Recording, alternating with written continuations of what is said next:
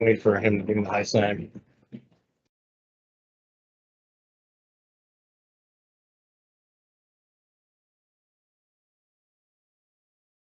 She's online later. All right, this meeting is called to order. Quiet, please. Oh, I will. All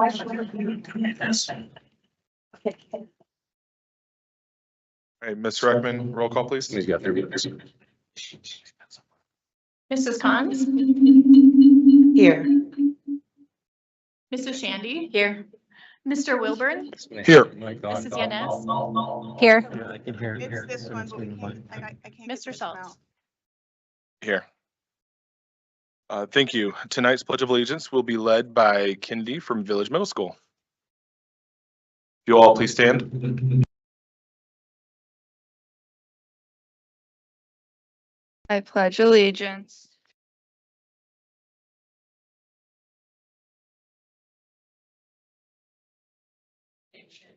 Under God, indivisible, with liberty and justice for all.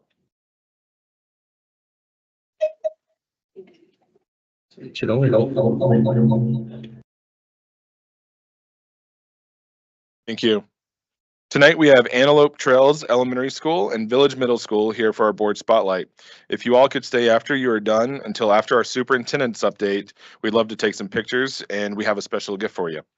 Antelope Trails Elementary School is an IB school that provides innovative, targeted, and differentiated learning opportunities for a diverse population of students. Winner of the John Irwin Award and the Governor's Award with Outstanding Growth and Achievement Scores for 2024.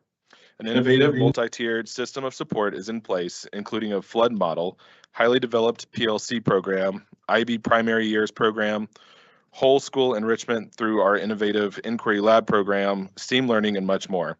So please welcome Principal Laura Cressup from Antelope Trails Elementary School.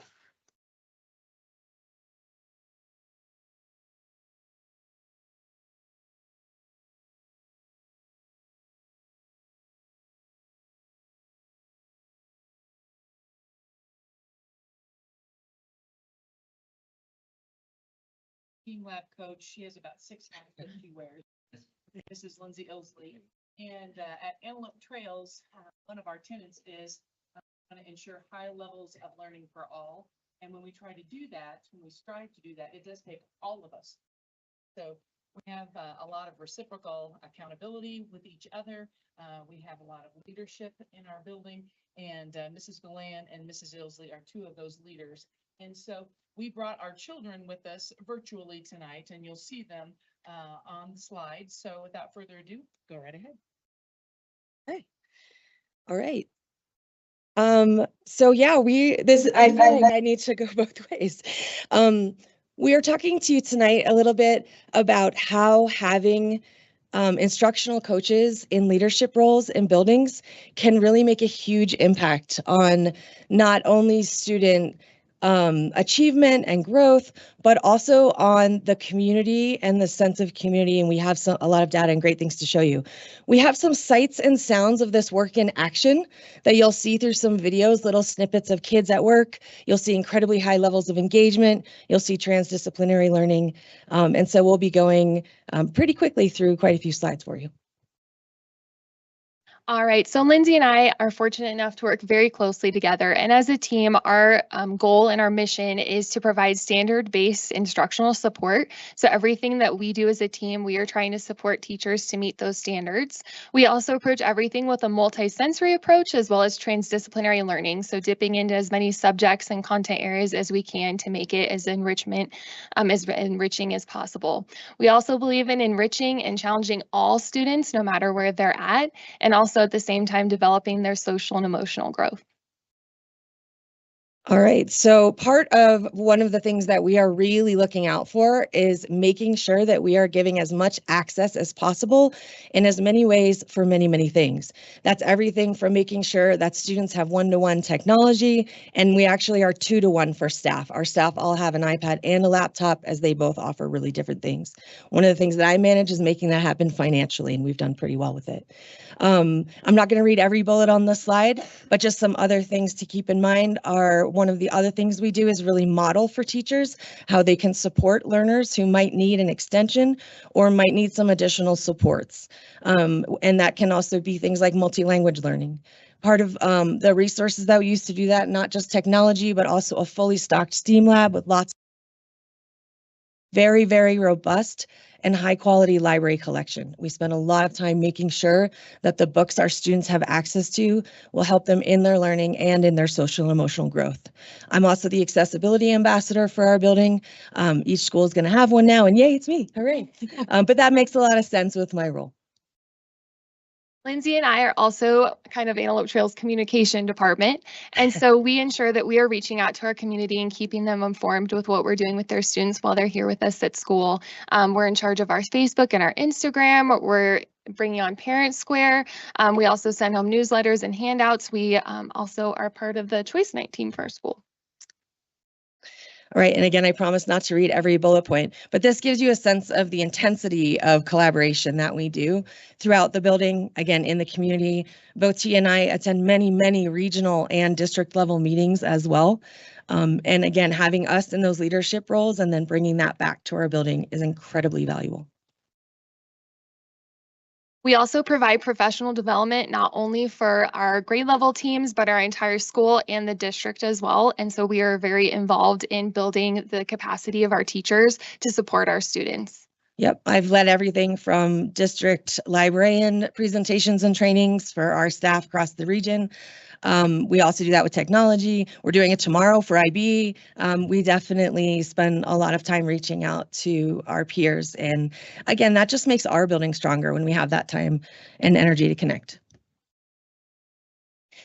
In addition, our role is really to help build the culture in our community. And this is beyond. This is our parents, our volunteers, our kids. And there are events that we do that with. There are volunteer organizations that we do. We have our hand in every continuation ceremony, every special event. We have international events such as World Day. So yeah, again, we're busy, but it's not to say this is all the wonderful stuff we're doing. It's that it makes sense to have leaders in your building who are also instructional coaches. It provides power to the building and it gives a chance for mentors to be in place for actual instruction. And that's what we're going to get into in a second. And so, like Lindsay said, we firmly believe in collaboration and modeling for teachers, differentiating for students, whether that's enrichment or ensuring that students are filling in gaps and getting the learning that they need. Well, at the same time, we're also making sure that there's depth and complexity for all students and that our learning is held to a rigorous level that they can also achieve. And depth and complexity can be challenging for classroom teachers to get their heads around sometimes. And so we find great joy in finding those ways for them to have that kind of support. One of the ways we do that is through a program called Inquiry Lab. It meets every other week. We are the teachers on record for this program, but we do it in a way that directly supports standards that teachers are needing some assistance with. And so we're going to show you a little bit about that. It might look like STEAM learning. It always looks like hands-on learning. It's supportive of the IB, the learner profile, and a lot of what we do is also building background knowledge and vocabulary for students. And I can give you a quick example on this. We did a massive transdisciplinary miniature golf unit. We did math, writing, all kinds of stuff in this unit, but half the kids in the room had never played before. Which is surprising, I think, to most of us. So one of the things we're doing is building that background knowledge and making sure that they know what that is so that then they can do something really cool with it. All right, now's the fun part. This is one of our teachers who's going to talk to you a little bit more about how we support her.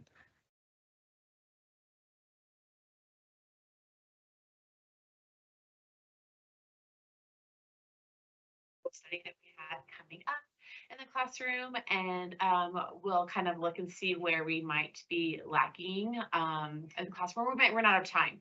And so we'll kind of let them know. And so they've been great about supporting us that way. So for example, we're doing a science unit right now where we're talking about weathering and erosion. And so they kind of helped pre-teach that and did an amazing virtual reality day with them where they got to go and kind of learn about that. So then when they came to the classroom, the kids were a lot more knowledgeable than they would have been had they not had that experience. That's just one example, but they just kind of work to support us and just are always asking, what do we need, or what do we feel like we need help teaching? So whether it's weathering erosion, there's been some math units that they've done where they've helped with time and geometry. And then there's been other renewable and non-renewable resources one time that we were kind of realized that we'd gotten through our unit and run out of time to teach that aspect. So they jumped right in and were super eager to help our kids with that concept.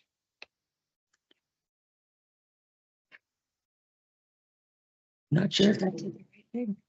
Well, and Okay, no subject is off limits for a librarian. I'm going to tell you that right now. We teach anything, and IB is intended to be transdisciplinary. And so we make sure that we're really hitting all subjects. You're going to get a quick peek in some of those right now.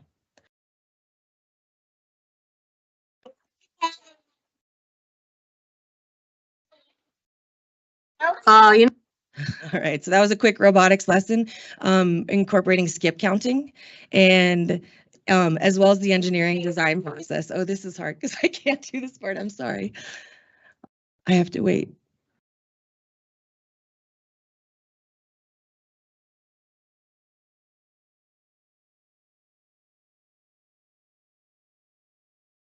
All right, this particular lesson you're looking at right here, this is an arts integrated lesson where students were learning to identify geometric shapes by their attributes.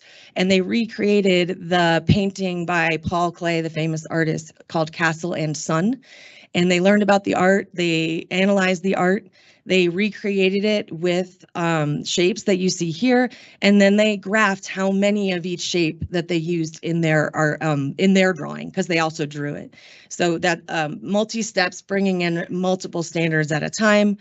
This is now kitted and modeled for the teachers, so that the hope is that next year they'll do this on their own without us. And you can see them graphing here.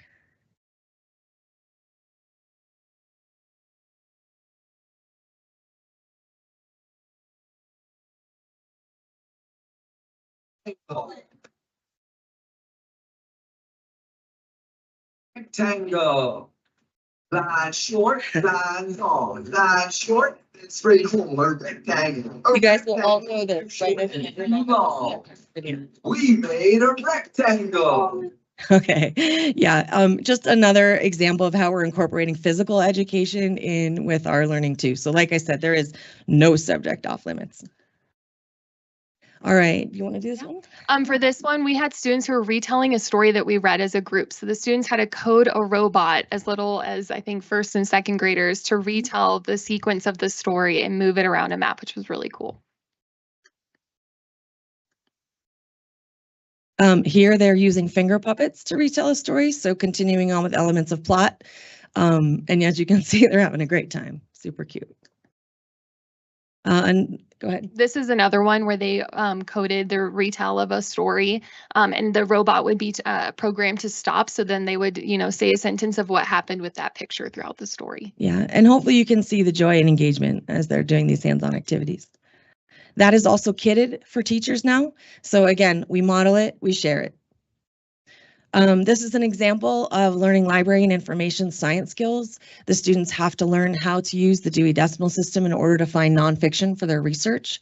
And then they have to complete a collaborative breakout activity to demonstrate their knowledge. It's one of the ways that we assess as well.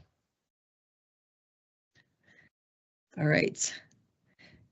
So I said science and engineering, and this is a science lesson, but it's also a writing lesson and also an art lesson and also a few other things. Do you want to explain it or do you want me to? Okay. With this one, students got to create a die where they were looking at attributes of animals, and they would roll the die to create a new silly creature, which they would draw.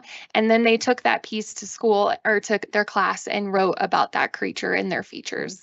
And this is an example of a direct collaboration with classroom teachers. They said, hey, we need to work more on writing this year. Do you have any ideas? And we said, yes, we do. And we started the activity, but then again, coached and mentored the class into taking it on. And so the teachers took it from there. We always have a public display so that the rest of the building can also see those collaborations at work. And it was great.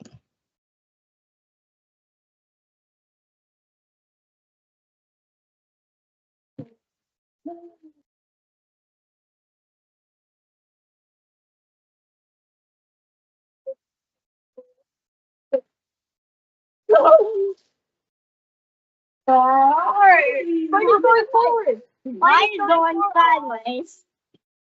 I love that they're using those directional terms. That's a standard too. Woo! That wasn't even intentional. But this is a circuitry lesson, so. Here you're seeing engineering at work. They are also learning about three-dimensional shapes.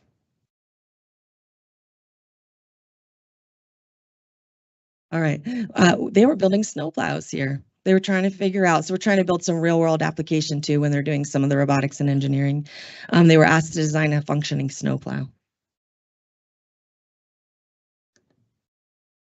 We often use our green screen at school, and so you can see here that we were doing a season unit with kindergarten, and so we filmed them talking about their favorite season and then put that season behind them and then shared it out with their families. And then on the left, you'll see we use VR every year, virtual reality goggles that we borrow from the district, and so we use that to support their standards as well.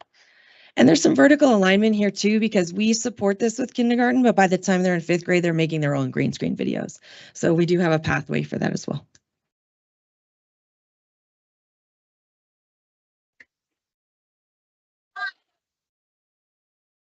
It's one of my favorites. So in this, you're seeing a geography lesson. There's a giant map on the ground. The kids have to program the robot to launch a ball. When the ball lands in a certain geographic region, they have to do some writing and identification on another map to try to figure that out. And it actually varies. So for 3rd grade standards, it's states surrounding Colorado. For 4th grade standards, it's features of Colorado. And so it kind of expands and grows with time.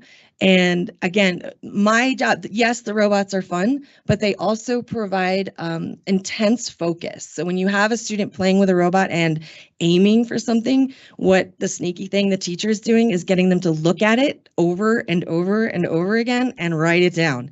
And that helps with retention. So we've actually seen some incredible results with retention with some of this, where we've done pre and post assessments and students retain for, we've seen them retain for 3 years or more. So it's pretty neat.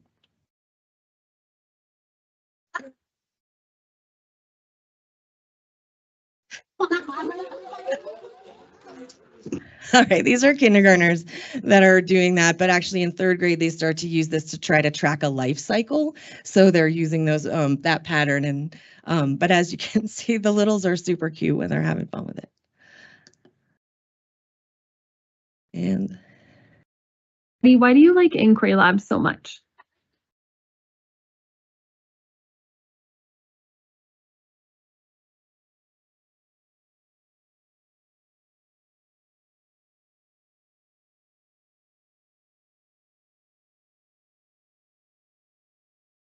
I didn't have to talk about retention. Addie did it for me.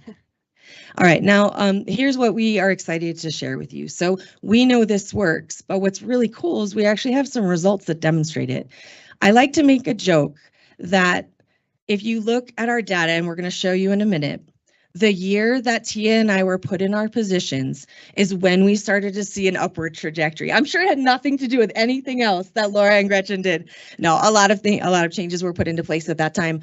But we do have a part to play in that, in all seriousness, and we do have some demonstration of that. And so, as you, I was hired and Tia was put in her position in 2019. I really started ramping up in 2020. And so 2 years later, we're winning award. We now have another award. I have actually, this to me is the most meaningful. My staff nominated me for Certified Teacher of the Year last year. So that's when you know you've done a good job, right?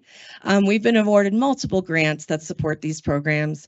And then we're also seeing this kind of exciting new thing where we're being reviewed out there on the internet on these sites people use when they're choosing schools, School Digger, Niche, Great Schools. We're seeing about a year ago, we were not seeing these amazing things. Now we are, and we're going to show you.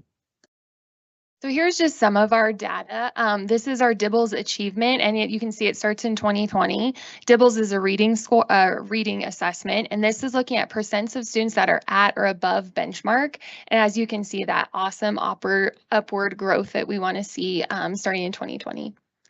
And the same for math. We have our CMAS math data of students meets or exceeds, as well as our MAP growth beginning to end of the year for K through 5, this awesome upward trajectory of how we're supporting teachers with making sure that we're teaching all the standards that need to be taught. All right, and as I said, the community is also noticing.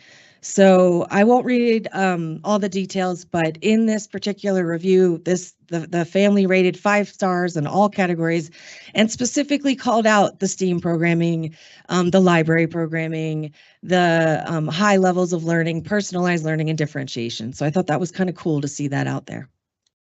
We all know a good review is like the best. And here's another one. So this one also references our talented and gifted programming. We haven't mentioned this yet, but we actually work very, very closely with our tag teacher. She's part of our team. Enrichment and extension is definitely a part of what we talk about quite regularly. This is kind of exciting. Last year, we've had a 51% rank change from last year on School Digger. So I'm a military spouse. My husband served for 21 years. And is retired, hallelujah. And when I moved, this is the first site I went to. So having that kind of increase in just one year even is awesome. We also have an A- rating on Niche. So 3 different sites that do these things differently, but all of them are speaking very positively to the work that we're doing. And this particularly calls out IB and what a powerful thing the International Baccalaureate program is. So I want to show you guys that as well. Right, I think that's all we have. Thank you everybody for your time. Thank you audience. Again, we believe very strongly that having the instructional coaches in place, that's not a guarantee. It's a site-based decision. So having instructional coaches in place, we have proven to be very successful, and hopefully we'll be at a place where all our schools can do the same. Thank you.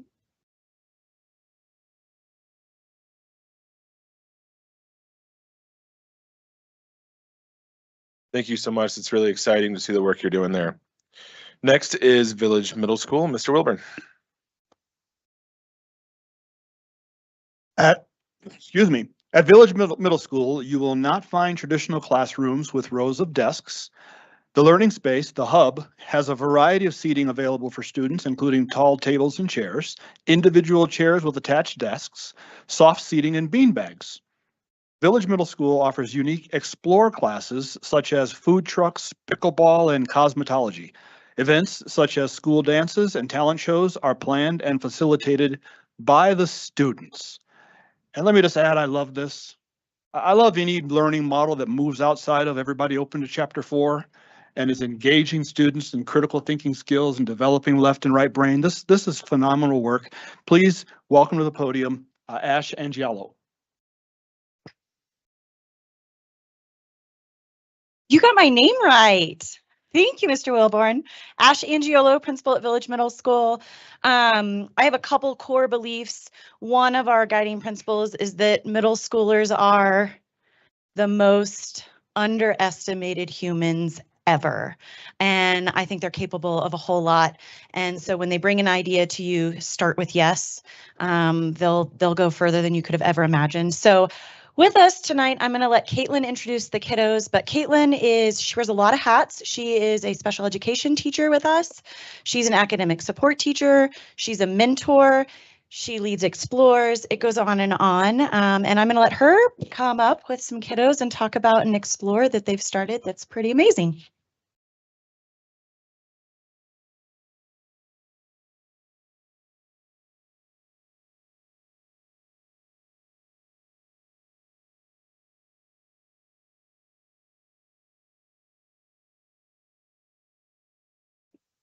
Hi, I'm Caitlin Miller. My official titles are academic support teacher and special education teacher at Village Middle School. And I have 5 wonderful young ladies with me. They'll go around and introduce themselves super quick. I'm Carly and I'm in 8th grade. I'm Kennedy and I'm in 8th grade. I'm Emmy and I'm in 8th grade. I'm Bree and I'm in 7th grade. I'm Ellie and I'm in 7th grade.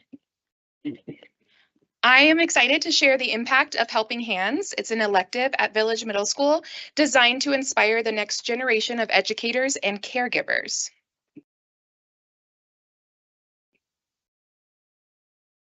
We know that we need more educators. And while there's a teacher cadet program at the high school level, there has not been an opportunity for middle school students to explore teaching and childcare until now. Ms. Miller created Helping Hands to give students an early introduction into these fields, allowing us to develop leadership skills while serving at Legacy Peak Elementary. Students volunteer in the classrooms, lunchroom, and recess, gaining hands-on experiences in working with children. We also have an opportunity to earn Red Cross certifications in babysitting, first aid, and CPR, valuable skills that prepare us for future roles in childcare and education. By engaging in meaningful service and professional skill building, students are not only making a difference today, but are also shaping their futures as potential educators and caregivers. Students in the program will now share their testimonials from teachers describing the impact that Helping Hands has on the students and staff at Legacy Peak. This is a testimonial from Mrs. Weich, a 3rd grade teacher. I am so grateful for the incredible help Ellie and Etika have provided in my classroom. They are both extremely helpful and always going above and beyond with their tasks, ranging from filing papers to answering student questions. Their positive energy and dedication makes them invaluable assets to our classroom. My students love having Ellie and Etika around. They not only make our classroom run smoothly, but they also create a welcoming and supportive environment for everyone. I truly appreciate their hard work and enthusiasm. This is a testimonial from Ms. Johnson, who's the tag teacher at Legacy Peak. Each Wednesday, Legacy Peak first graders walk into the cafeteria with excitement of anticipation on their faces. They know it's the day they can count on the company of Helping Hands. The middle schoolers look for any opportunity to help, opening milk boxes, being a listening ear for a child having a tough day, wiping tables, being a friend to someone who is lonely, or facilitating a game at recess. Their influence has brought countless positive changes to the lives of our students.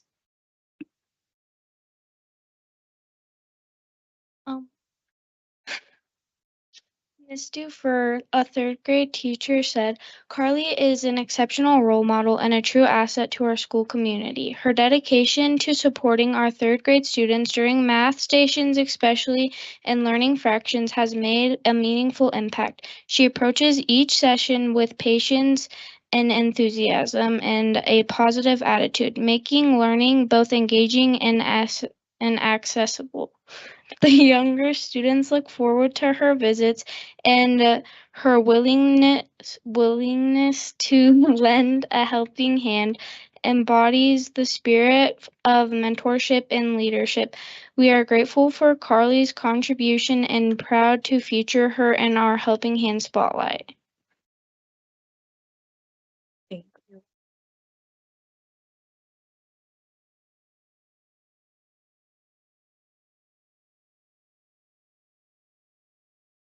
Thank you. I love the creativity with that and the work that you're doing partnering with Legacy Peak.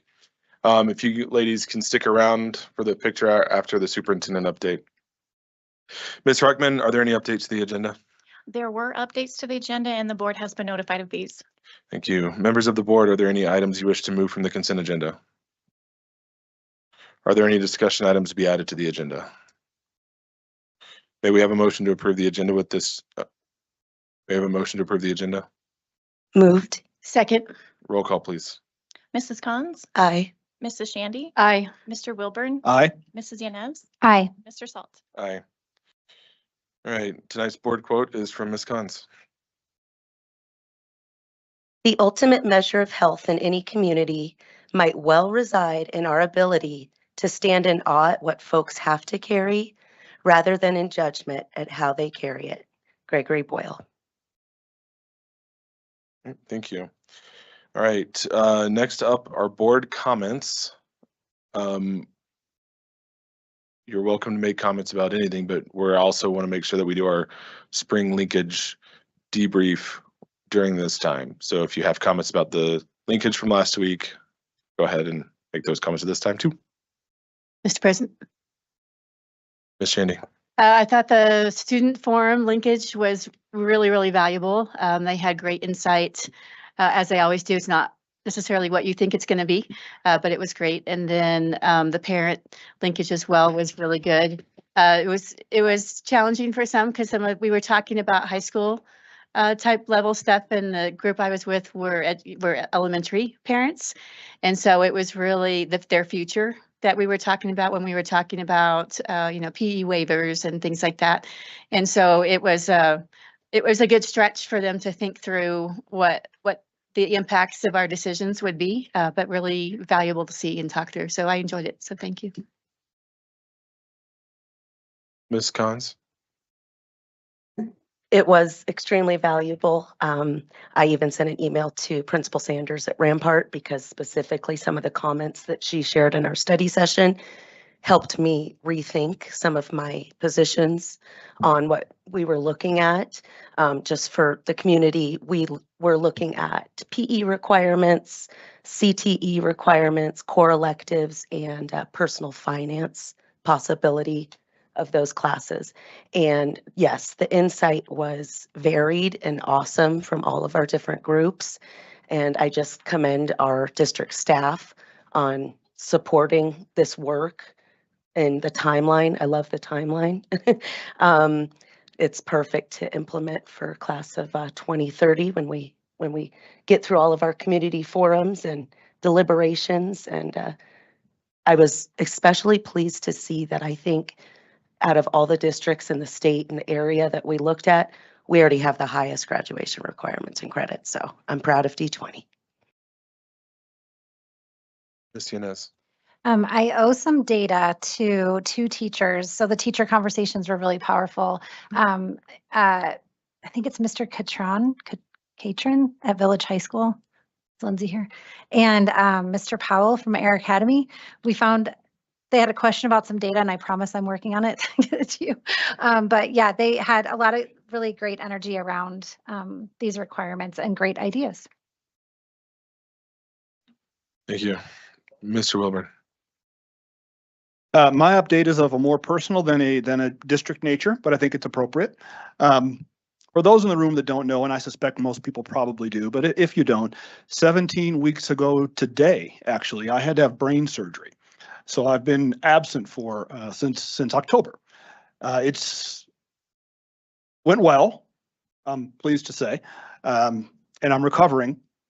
But for those of you, and I saw some in this room have probably done this, you've been in a doctor's office where you got that news that you never thought you'd hear. It's tough. And mine was go to the emergency room, don't leave the hospital for a very long time type situation. But the outpouring of love and support, and I said this last month and I'll say it again, from this dais, from this community, it's just been tremendous. And I really appreciate everyone. I've got cards on my desk right now. Cards showing up, flowers showing up, people helping my wife, Renee, make me meals. Just, it's been absolutely, it's great to be a part of a loving community. I ran into a teacher yesterday at the gym. My surgeon finally cleared me to get back in the gym, which I really needed just for the mental health aspect. I'm lifting with the pink dumbbells now, but at least I'm lifting those. But I ran into a District 20 teacher. I think she's in the room right now. And I walk with a decided limp to my gait right now. My brain is recovered, but motor skills, balance, things like that are still a bit of a challenge. I'll get over that in time. But she noticed me limping and said, Mr. Wilburn, you know what, is everything all right, kind of thing. And so I told her, and we talked, and she said, I want you and your family to know that, I really care, and for you, I hope you have a full and complete recovery, and not somebody with whom I have ideological agreement necessarily, but she said something very important. She said, we have to care about people. When we stop caring about people, all else is lost. So anything we may disagree on, this is outside of that. So I hope you recover, and I hope that you go on to live a complete and full life, and I will. So just want to thank everybody.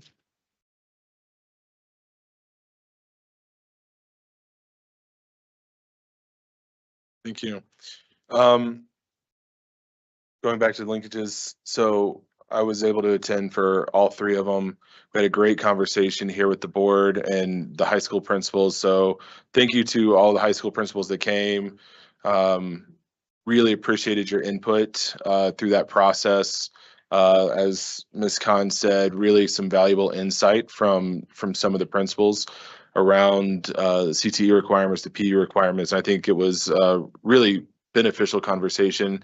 So looking forward to how this overall progresses towards graduation requirements and making sure that our students are well equipped across the spectrum. And Shane, I just want to thank you. I know you put a lot of work and effort into this. And so I thought the entire day went really well. And I know that was a long day for you, a lot of mic time, but I really appreciate the work that you did. It was done well. So thank you. Ms. Yanez. I know that I mentioned this to you, but I haven't talked to any of the other board members about it. But the next board meeting, I'm going to be traveling to my son's first of 2 graduations with the Army. So his turning green ceremony is actually, I traveled the day of the 13th, and then he has that ceremony early 9 a.m. on the 14th. So I let Mr. Salt know that I would not be in physical attendance, but I'm traveling with 4 girls and 2 Chihuahua puppies and my husband. So if I am someplace where I can call in and everybody's good, then that will happen. I actually haven't looked at our flights in a little bit, so I don't even know what time that'll be, but I'll do my best. Thank you. All right. Any other board comments? All right, Mr. Smart is out ill this evening, so Miss Allen will be presenting new administrators tonight on his behalf. Miss Allen. I don't have the jokes that you would all say. He always refers to himself as Dr. Smart. So I don't have some of those, but it certainly is my honor. I've had the pleasure to meet a few of our new candidates, and it's just an honor for me to have the chance to introduce them.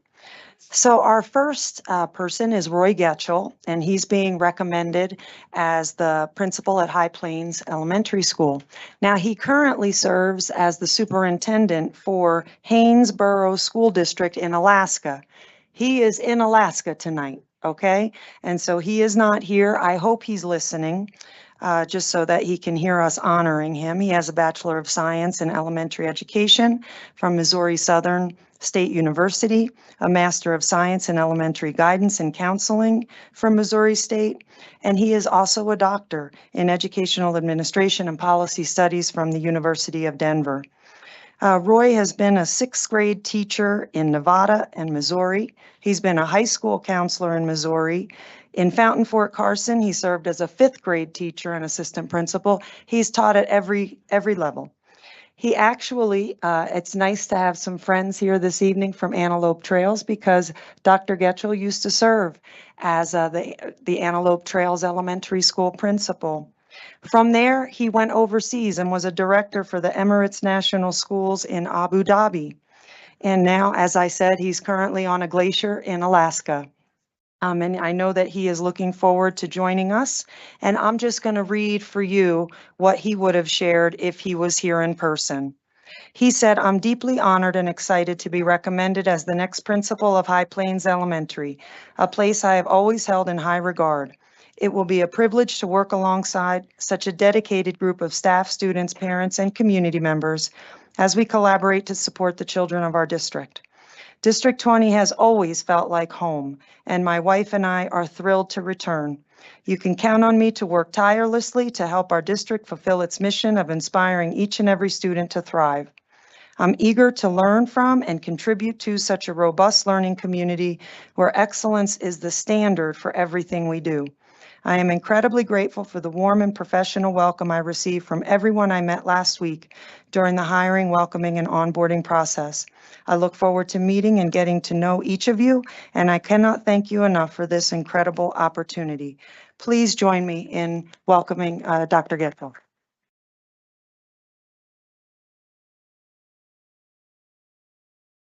Next, I'm so pleased to welcome Jeff Giovanni. He is being recommended as the Assistant Principal and Athletic Director at Liberty High School. He is here with his wife, Brittany, and you may have noticed 2 adorable twins, Jack and Ellie, who are here to cheer Dad on. Jeff holds a Bachelor of Science in Physical Education from Coastal Carolina University, a Master of Science in Sports Coaching and Education from United States Sports Academy in Alabama, and a Master of Science in Educational Leadership from Western Governors University in Utah. Jeff has served in New York. I'm from New Jersey, not too far. He served as an elementary PE teacher in New York, also a PE teacher at Widefield High School. And he certainly currently now is the athletic director at Widefield High School. So please welcome me in recommending Jeff for the position of Assistant Principal Athletic Director at Liberty. Sir, would you like to share anything? Please. Please do. First, just wanted to start by, thanking everybody here tonight, especially Superintendent Ms. Haber, thanking all the members of the board. I want to thank Mr. Sisson and the rest of the administrative staff at Liberty High School. I want to thank the Liberty Hiring Committee too as well for giving me this position. I want to thank my family. My wife, as you can see, is godsend. She's been playing a zone defense outside for the entire night. So it's been a 2-on-1 situation, which usually we play man-to-man at the house, but we're playing zone tonight. And but these guys, they're my inspiration. These little guys, a big part of me wanting to come to this school district was this is where my little guys are going to go. We live in this community. Extremely just so happy and pleased to be able to teach here, be able to have an impact and bring value to this community. And I'm just really looking forward to that opportunity. Looking forward to being the AP AD at Liberty High School. Mr. Sisson has been nothing short of incredible. I'm looking forward to growing our relationship. Thank you for taking care of my kids tonight too, for the entirety of the night. But this to me feels like home. This is where I live, this community I'm in. I'm looking forward to getting to know all of you guys a lot better, getting to know the Liberty community better and the entire District 20 community better. Go Lancers. Welcome.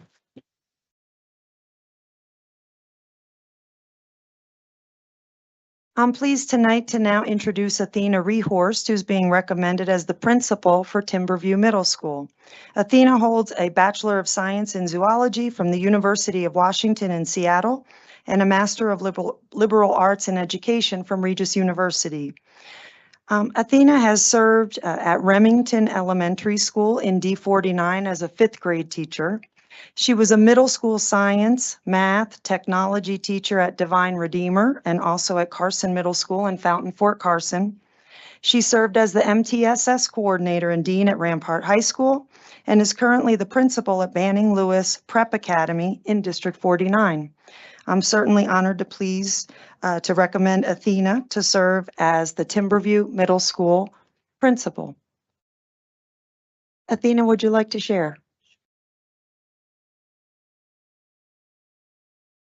Well, thank you all. It's a pleasure to be here tonight, and I'm so excited to rejoin Academy District 20 at Timberview. It's amazing to me how many people I've worked with over the years. Education is such a small world. It feels so large, but it's such a small world in Colorado Springs.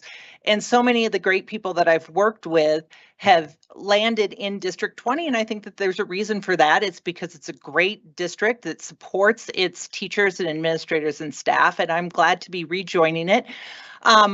I am a 6 through 12 principal right now, but I'm glad to be coming back to my roots in middle school. I also agree that middle schoolers are often very underestimated, and I love the period of growth that they're going through. And I mentioned that education is such a small world. I've been telling people that I'm going to be joining Timberview next year, and so many people have great connections with Timberview and have said wonderful things about the long-term staff that have been there and the support of parents and what a great community it is. So I just feel very honored to be given this opportunity and am excited that it's so early in the year and I'll be able to get in and work with Brian and get to know the teachers and the parents and the students there, and to have a good start to the next school year.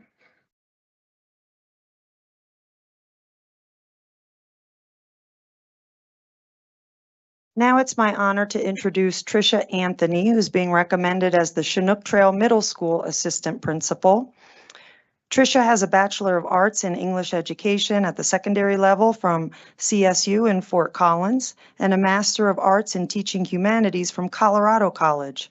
She has served as a 7th and 8th grade ELA teacher at Woodland Park Middle School and at Rampart, also an English language arts teacher, the AP coordinator, a department chair, and is now currently serving as the interim assistant principal at Chinook Trail Middle School. And it's my pleasure to recommend her this evening for the position of assistant principal at Chinook Trail Middle School.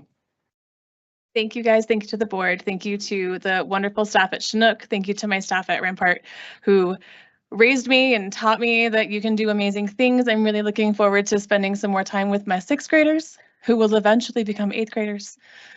We'll see if we still like them then. I love being at middle school and I love the chance to learn and grow. So thank you for the recommendation.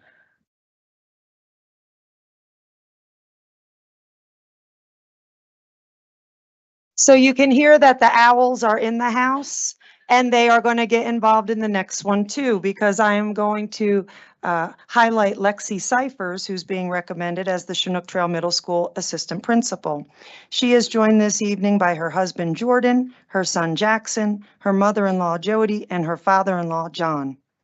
Lexi has a Bachelor of Science in Natural Sciences, Biology, and Secondary Education, again from Colorado State University in Fort Collins, and a Master of Science in Educational Leadership from Western Governors University in Utah.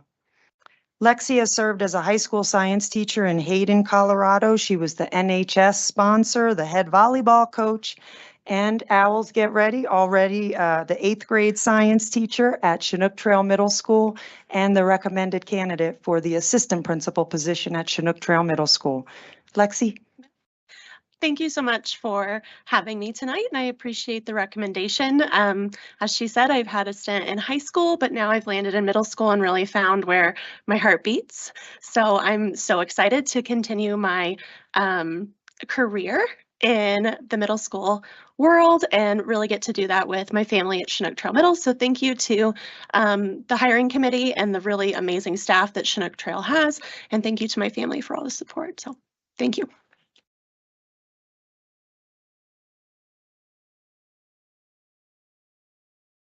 Next, I'd like to introduce Rebecca Kiger. She's being recommended as the Woodman Roberts Elementary School Assistant Principal. She's joined by her husband, Nick, and her children, Grayson and Addie. Rebecca has a Bachelor of Science in Human Development and Family Studies from Colorado State University in Fort Collins, and a Master of Education in Educational Administration from Grand Canyon University. In Wyfield, she served as an elementary teacher, coordinator, and teacher on special assignment. Also in Wyfield at the Haven School, served as a dean of students and assistant principal.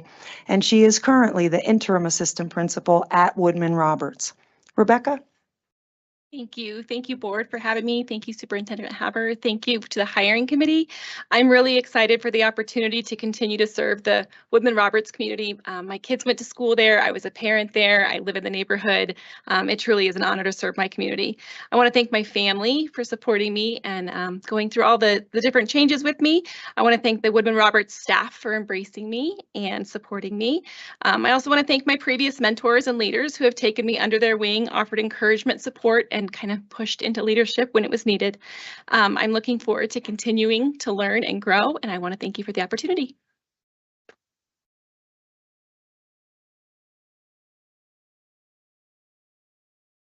It's my honor also to congratulate Annette Zook, who is being recommended as the Pioneer Elementary School principal. She is not here this evening. She is supporting her family out of state. She holds a Bachelor of Science in Mathematics, a Bachelor of Arts in Political Science from K-State University, and also a Master of Education from Regis University. Annette has served as a 3rd grade teacher and a high school math teacher in San Diego. At Timberview Middle School, she was a math teacher, social studies teacher, interventionist, and coach. She served as a District 20 Math TOSA in Learning Services. In Harrison, she served as a K-12 Math Instructional Coordinator. And at Pioneer Elementary School, she has served as the assistant principal and now is the interim principal, and it's my pleasure to recommend her this evening for the position of principal at Pioneer Elementary School. I'd like to go ahead and read her remarks on her behalf since she is not here. She says, I first want to thank Superintendent Haberer and the board for selecting me as the permanent principal at Pioneer Elementary School. I am grateful for the continued opportunity to lead our amazing staff, students, and community. I appreciate the support and guidance that has been provided by my colleagues and district staff during my time as interim principal, allowing me to grow and learn along the way. I am looking forward to continuing the journey that we at Pioneer have been on.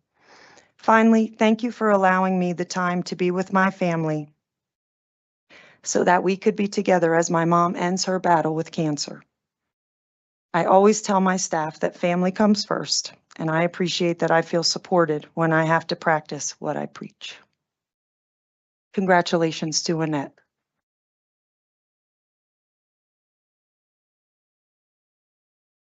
Okay. Last but not least, I'd like to honor Jen Richardson. Jen is being recommended for the Owls are again in the house tonight, the principal position at Chinook Trail Middle School. Jen is joined by her husband, Marin, her children, Titus and Xavier, and her mom, Denise. She holds a Bachelor of Science in Chemistry from the Colorado of Mines in Golden and a Master of Education, again, from Fort Collins, CSU. Jen began her career in District 20 at Mountain Ridge as a 7th and 8th grade science teacher. She served as a high school science teacher in D11 and came back to District 20 to Eagleview Middle School as a 7th grade science teacher. And then at Chinook Trail, she was one of the founding cadre of Chinook Trail Middle School. She served as a science teacher, department chair, dean of students, and currently is an assistant principal at Chinook Trail Middle School. So it's my honor to present Jen for the principalship position at Chinook Trail Middle School. Jen, and I think this is a co-presentation this evening. I've gained a co-presenter. He has some things prepared.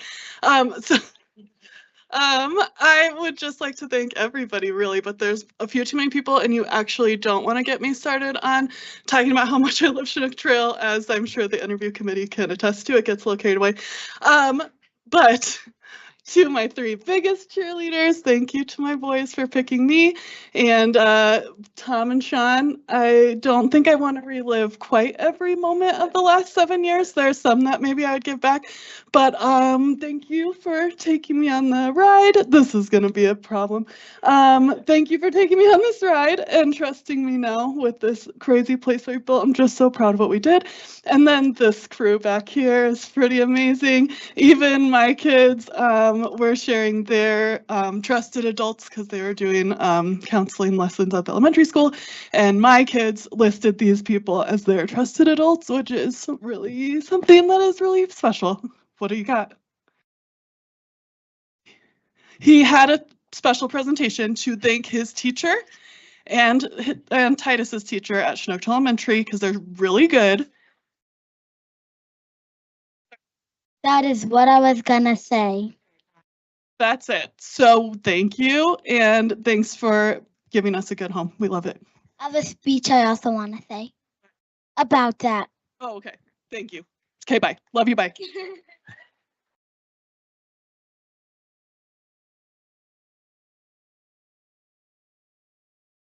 Thank you, Miss Allen. And if all of you could please stick around afterwards so we can congratulate you and take pictures once the superintendent update is complete. With that, Superintendent Haberer. All right, what a great night for celebrations. So many amazing administrators joining us, and just appreciate the opportunity to celebrate all of you. So tonight, we also have a really important celebration that I'm very excited about, and that was the first week of February was our National School Counseling Week. And we truly have amazing, outstanding counselors here in D20. In D20, we're fortunate to have 85 dedicated school counselors who support our students every day to thrive. This year, our counselors have been really transitioning to the American School Counseling Model, which is called ASCA. to better address our students' academic and college and career readiness. This model is really important, and I appreciate the way under Julie Hendricks' leadership, as well as the Director of Counseling, that they're really taking this model on because that model really gives us a well-rounded approach for students. It focuses on academic achievement, career planning, and personal social well-being. And it really prioritizes the individual needs of students.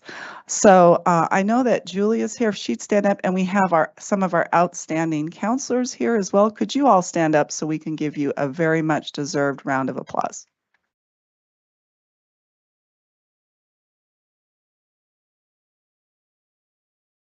And if you would stay too, we'd like to catch a picture.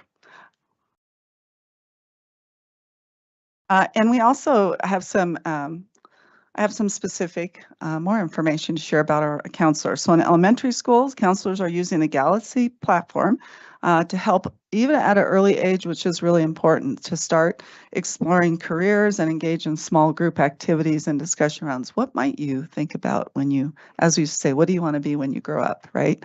I was recently with the Workforce Center, and they were talking about a company that wants to move into town. And that company said by the time they get set up and everything, they're actually looking at our current 5th graders. That they would like to have be potentially interested in their company because it'll take them that long to set up. And they really emphasize with us the importance of having those career exploration kind of opportunities, discussions in elementary. So I was super excited to see that. Our counselors are already doing that. In middle school, we've also shifted to career and technical education. There are CTE offerings in our middle schools, career fairs, and really preparing our students to be thinking about their strengths. And in high schools, we're certainly working closely with students to ensure that their academic plans and their achievements really align with some of those goals that they have, because we know the board end says that we want every student to have that plan for success when they graduate. I'm just going to outline a few successes from our individual schools. Discovery Canyon, they have met with 174 seniors who've submitted college applications and met individually with 243 seniors to discuss their post-secondary plans. At Liberty High School, there was 990 total college applications submitted as of February 11th. At Rampart, students saved about $9,000 by applying to colleges during Colorado's free application days. And during Pine Creek High School's annual Camping Out for Colorado, which is the same as that free Colorado application day, seniors submitted 987 college applications, 825 in state and 162 out of state, and saved themselves and their families a total of $35,310. So just really, really appreciate all these extra efforts that our counselors are doing with their students every day. And can we just give them one more round of applause?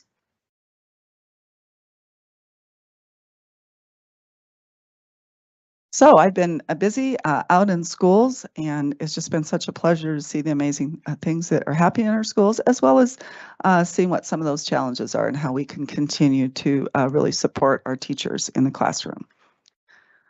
So some of the wonderful things that I saw at Legacy Peak Elementary, Mr. Dahl, a 5th grade teacher, he's been there for a while and is a real strong believer in project-based learning. And he was excited to show me some of the histograms that students were making. They had to do a lot of research with this and involved writing and then putting it on a poster, which they will be presenting to their whole class. At Pioneer Elementary School, I was really excited. On the right there, you see a couple of teachers, and what they were doing is they were showing their students what are they thinking about when they put their ideas in writing. And that's such a dynamic and important way of helping students learn how to write. And we saw students using those same kind of techniques when they broke out of the group and started writing independently. Director Cons and I had a wonderful visit at Eagle View, and Principal Jamie Lester was eager to show us the PLC resources that he's using. They came away from the conference last December, where we had, I think over 125, over 150 staff members. I was able to go, people from EAC, teachers, administrators, all of us learning together. And he said it was a huge boost to just continuing to create that sense of efficacy and teachers really being able to work collaboratively together. Director Cons, is there anything else you'd like to share about that visit? I know that Mr. Lester is not the only principal in our district reaching out beyond the basics of PLCs, but it was just thrilling to hear about his commitment and creativity to meeting with not only the incoming elementary school teachers that are coming into his middle school for vertical alignment, getting on the same page with vocabulary, shared vocabulary, that sort of thing, but also then his PLC at the middle school level, meeting with Air Academy to make sure they continue that work. So I think it's a great model that he has, and I look forward to all of our strands just continuing like that. Thank you. I had the wonderful privilege of being at Homeschool Academy, where Principal Keisha Hill and I had a wonderful opportunity to see our early learners at work, just being busy, digging in and engage with their learning, and with teacher Lisa Coltrane, our K1 teacher. So lots of energy going around in that room that day.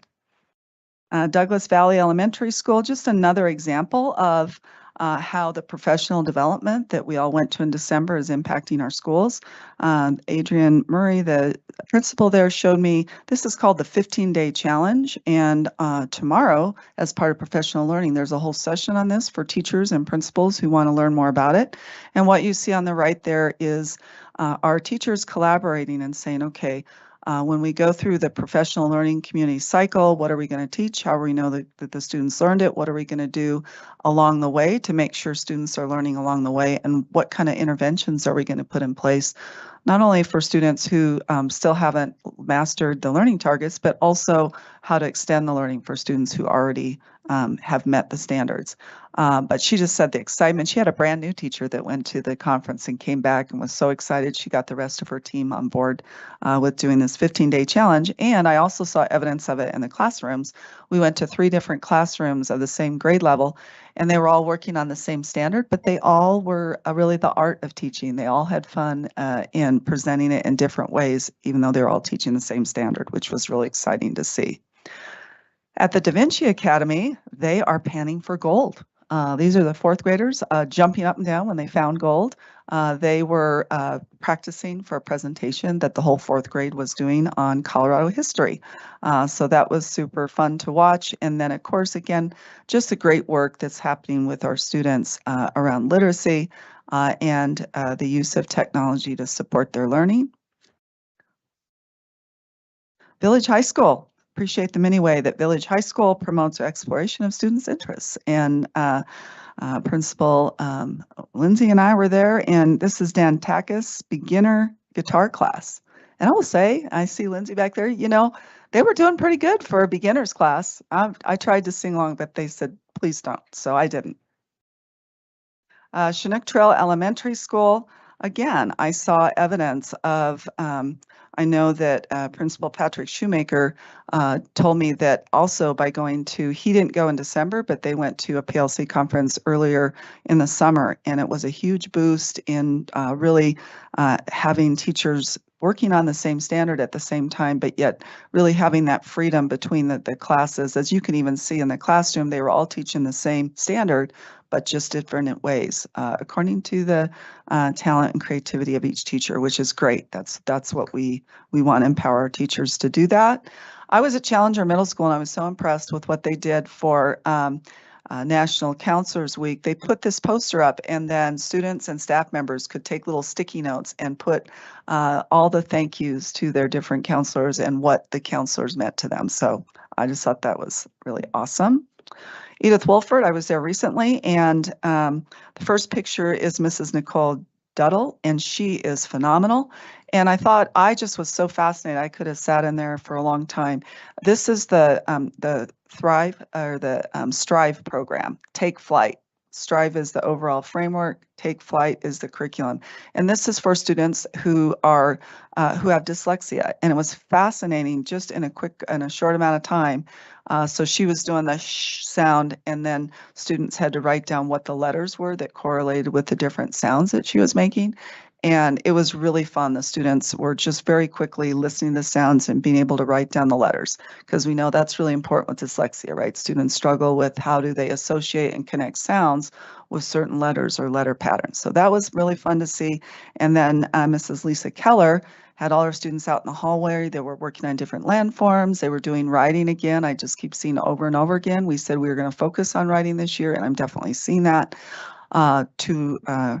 Little girls showed us about their avalanche and what an avalanche is. And then they're also they have a green screen, and on top of the poster, they're going to get a chance to do a video that they can share with their parents.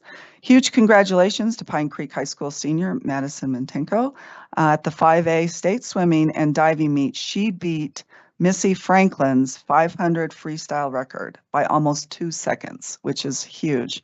Mintenko finished with a 4-minute, 39.89 second swim and clinched the top spot in the finals. So we'll definitely all have to keep our eye on her. Discovery Canyon, congratulations to them. They won the 3A state title Tuesday evening in Denver. The Discovery Canyon girls sent 15 girls to state the past 2 days to compete. And for the first time in school history, they are walking away as state champions. So that's huge for them as well. Pine Creek, I was invited to do this, but it was so cold. I was like, oh, I don't know. They every year they host with Lewis Palmer High School the Outdoor Winter Classic, and Pine Creek High School was the only one that they invited, and they won. Pine Creek won, but just a huge thank you to D38 and inviting our students up. They had a great time out on the ice. So next year we'll get it all out there and we'll all bundle up and we'll watch it. And this student actually came and spoke to us. It's Discovery Canyon Campus High School senior Bryn Macros, and she has been named a semifinalist for the 2025 Military Child of the Year. She's among the other 105 semifinalists across the country and one of only 6 students selected as a finalist in Colorado. And she, of course, is the one that started the Girls STEM Club. 1 year, I think she said she started with 5, and within the next year, she had 30 girls that were committed to being in the STEM Club and learning about engineering.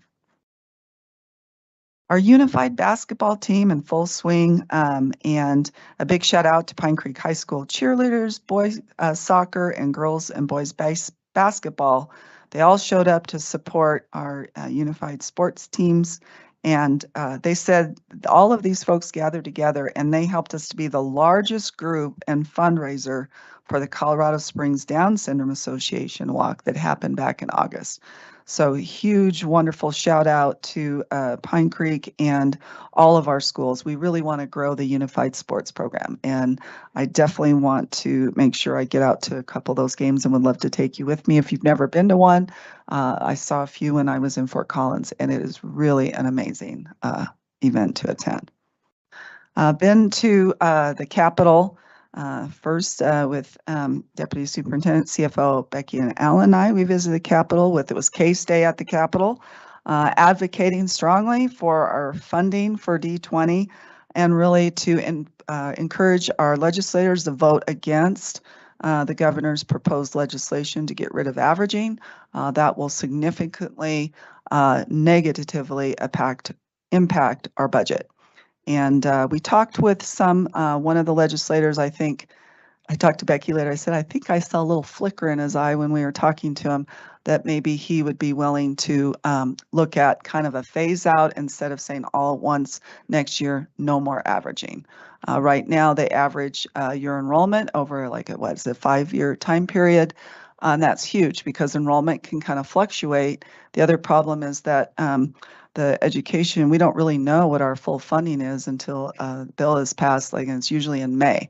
And so that is a problem if all of a sudden we just said no averaging. So we talked about all of that with them, and I thought it was a great day. We also have a brand new lobbyist. She's over there on the right, Amy Atwood. She is absolutely phenomenal. She got us, she was the one that organized all the meetings and really went with us and helped us to make sure we were talking about the important topics with the right people. Lead team retreat, a huge shout out to Dr. Susan Field and Dr. Jeremy Koselek and the whole learning services team. I see many of you here. Thank you. We really have an outstanding learning services team. And we had a great lead team retreat where we had all of our principals, assistant principals, EASD directors from learning services, really focusing on PLCs and writing across the curriculum. And then a huge thank you to HR, Cameron Smart. In the afternoon, we had a great presentation related to substance abuse and HR-related issues. Again, the stakeholder meetings were amazing. And my favorite, I love all the groups, but I'm definitely going to say my favorite is our student group. They were just so articulate and thoughtful about what they had to say around graduation requirements. And they all really liked that idea of having a financial literacy class. And in the patrons group and the parent group, they also said that they want to make sure that students are still getting a strong liberal arts education. That was another piece of a theme that we heard. So just really great information. And I also want to thank Shane Knight for collecting all that data, for hosting it. And I'm excited about the conversations and the committee work that's ahead in this area. And then, thank you, board members. We were able to go down to the Capitol. And again, Amy Atwood was able to get us wonderful appointments with different legislators. And would anybody on the board who went like to share about that experience? Well, we had a really interesting experience in the House wherein one of the representatives requested that the entirety of a bill be read. It was over 102 pages long. You could tell from her body language she was unhappy with some aspect of something and thus and therefore asked for the entirety of this bill to be read. Think like filibuster style. It was going on and on and on. It takes 2 minutes to read every page, and they sped it up to time and a half, and it's just this kind of monotone voice. So we learned the art of patience for a little bit there. At some point that got pulled and we moved forward, but the conversations we had were important, and the time was well spent talking about and advocating for funding, obviously the averaging and frankly the school finance formula in general kind of hanging in the balance. And so we went and did that work and made, it's all about relationship and talking about the real impacts to classrooms, right, with the lack of funding. So we didn't just sit and listen to what I called the filibuster moment forever. Anybody else? Amy, were you going to say something?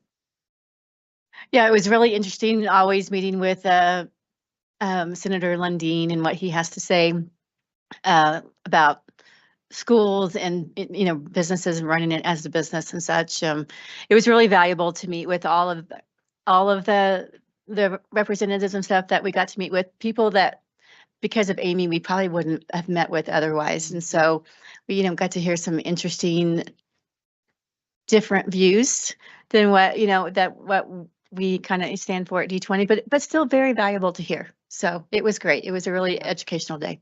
Yeah. And we were able to hear from legislators on both sides of the aisle, right? And so it was really fascinating to hear the different perspectives based on who we talked to. I know I took away a lot of great information from that. All right. And last but not least, just a reminder, we have had a few emails about weather, and we do have our policies posted on. I hear some laughs. I get it. If you want to scroll down just a little bit, we do have a very definite process that we follow.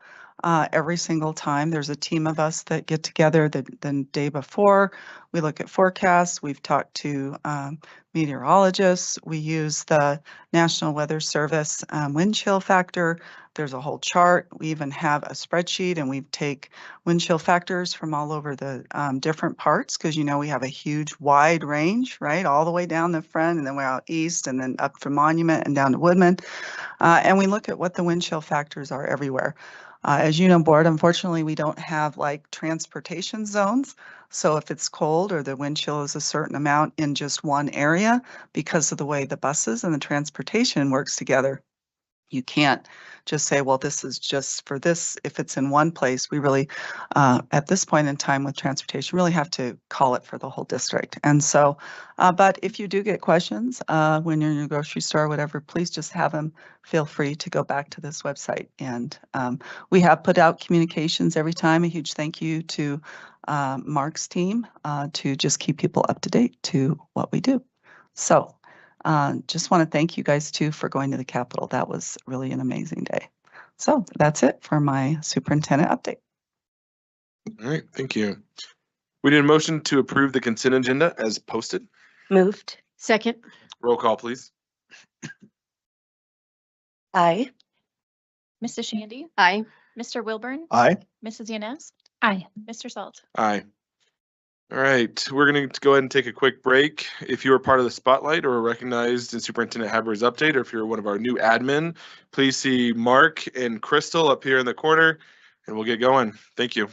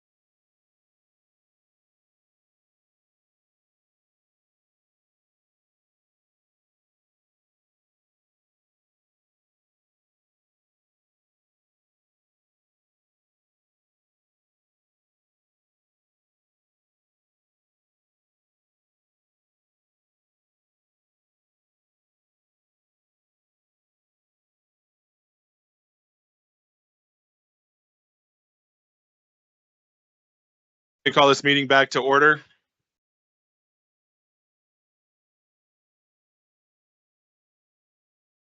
We are calling this meeting back to order. Item 8, there were no items pulled from the consent agenda, so we're moving on to written reports. Item A, annual monitoring report for executive limitations, policy 2.8, emergency superintendent succession. Does anyone have any questions or comments? Mr. President. Ms. Shandy. I agree that we're in compliance. I did have some thoughts about how to make the policy stronger, more transparent, and operationally sound. I think just adding it lacks a clear guidance on how long the successor is in that interim position. And so I would recommend adding some guidelines for duration, just so that everybody has clarity on how long the interim is in that position before we start hiring a superintendent. Does that make sense? It does. I have seen districts that have an interim for 2 months, and I've seen districts that have interims for 8 months. And I don't want to put something in policy that's going to make it too quick or too long. And so if we want to do something, like, we could do a range, but I'm okay with leaving it a little more vague, just to provide some sort of ability for the board to maneuver as they see fit. Because, I mean, what if we put a 6-month timeline on it, and we have applicants, and none of the applicants are the right applicants, and we have to go back? That draws that process out, and then we're out of compliance. And so I don't want to make a decision because there's a policy that forces that timeline. So I see where you're coming from. I don't know that I completely agree with that. Yeah. Mr. Wilburn. There may be another way of doing it. So we could do something like that, like a sunset, 6 months, 2 years, whatever it is. And then the provision that in the event a new superintendent hasn't been located and hired, the board may vote to extend that term one more time or whatever, just so there's some sort of a back end on it. It's probably worth kicking around.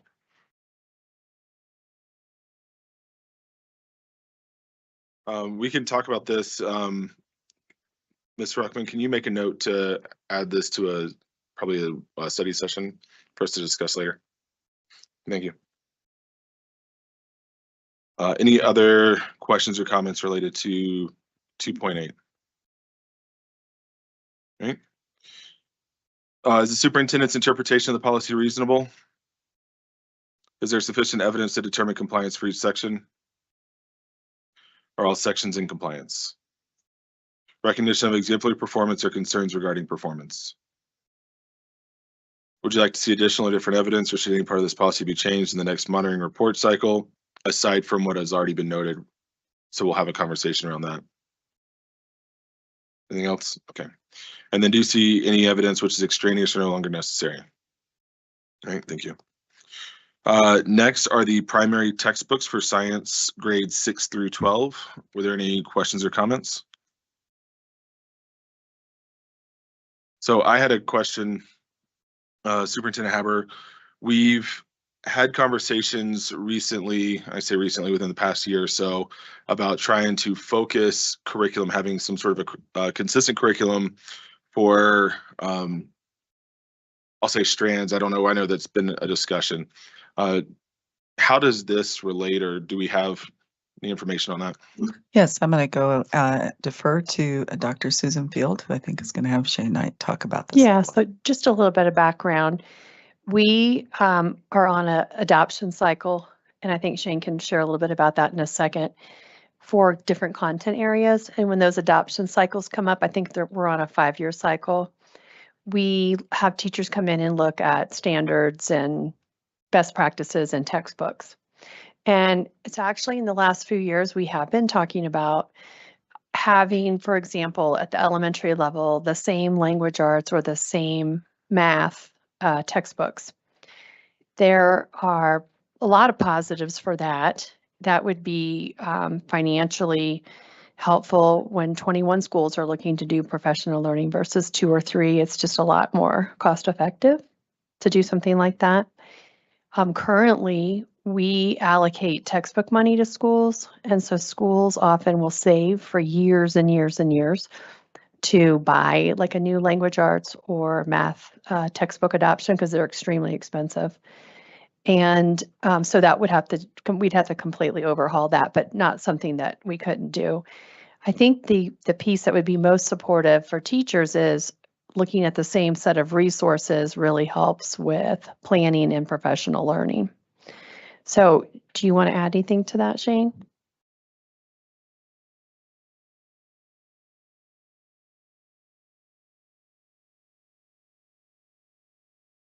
Yep. Can you hear me? Okay, sweet. All right. Yeah, to Susan's point, I think there would be a lot of value to aligning our resources, our curricular resources or instructional resources, even if it were just by feeder strand. To Susan's point, the benefits of site-based decision-making in regards to textbook adoptions is that schools get to select something that's consistent with their own school goals and philosophies and perspectives, really unique to the community. But I do think there's some economies of scale. We can save some money and increase our educational effectiveness if we had a more unified approach to it. Professional development being one, I think getting some common formative assessments and common summative assessments aligned would be another. I think would also make sure that we're getting the absolute best evidence-based programs in front of our students. The challenge is some schools just purchased curriculum, and to Susan's points, they've invested, they've saved for many years. And one thing we know is that rapid change in a school community causes a decrease in student achievement. And over time, if you continue to do rapid changes, you're going to see a decline in achievement. So any time we want to shift curriculum, we've got to do it in a measured way and give schools ample time to prepare for that financially, but more importantly, instructionally.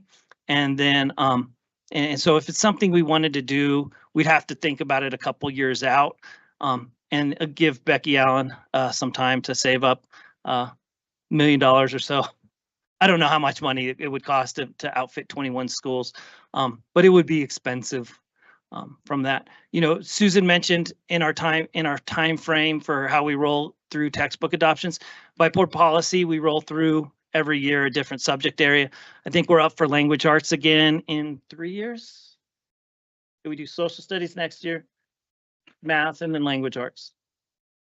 So we've got a couple years before we get to the big numbers. Oh, okay. So yeah, about 3 years. I do think it's something that we should explore. For example, today we did our middle and elementary principals. We did walkthroughs together. We did 5th and 6th grade classrooms. It was super fun. And I was sitting with the Discovery Canyon strand after the visit, and 2 of the elementaries have a textbook called Envision, and the other one has, I can't remember what the other one is, but it's not Envision.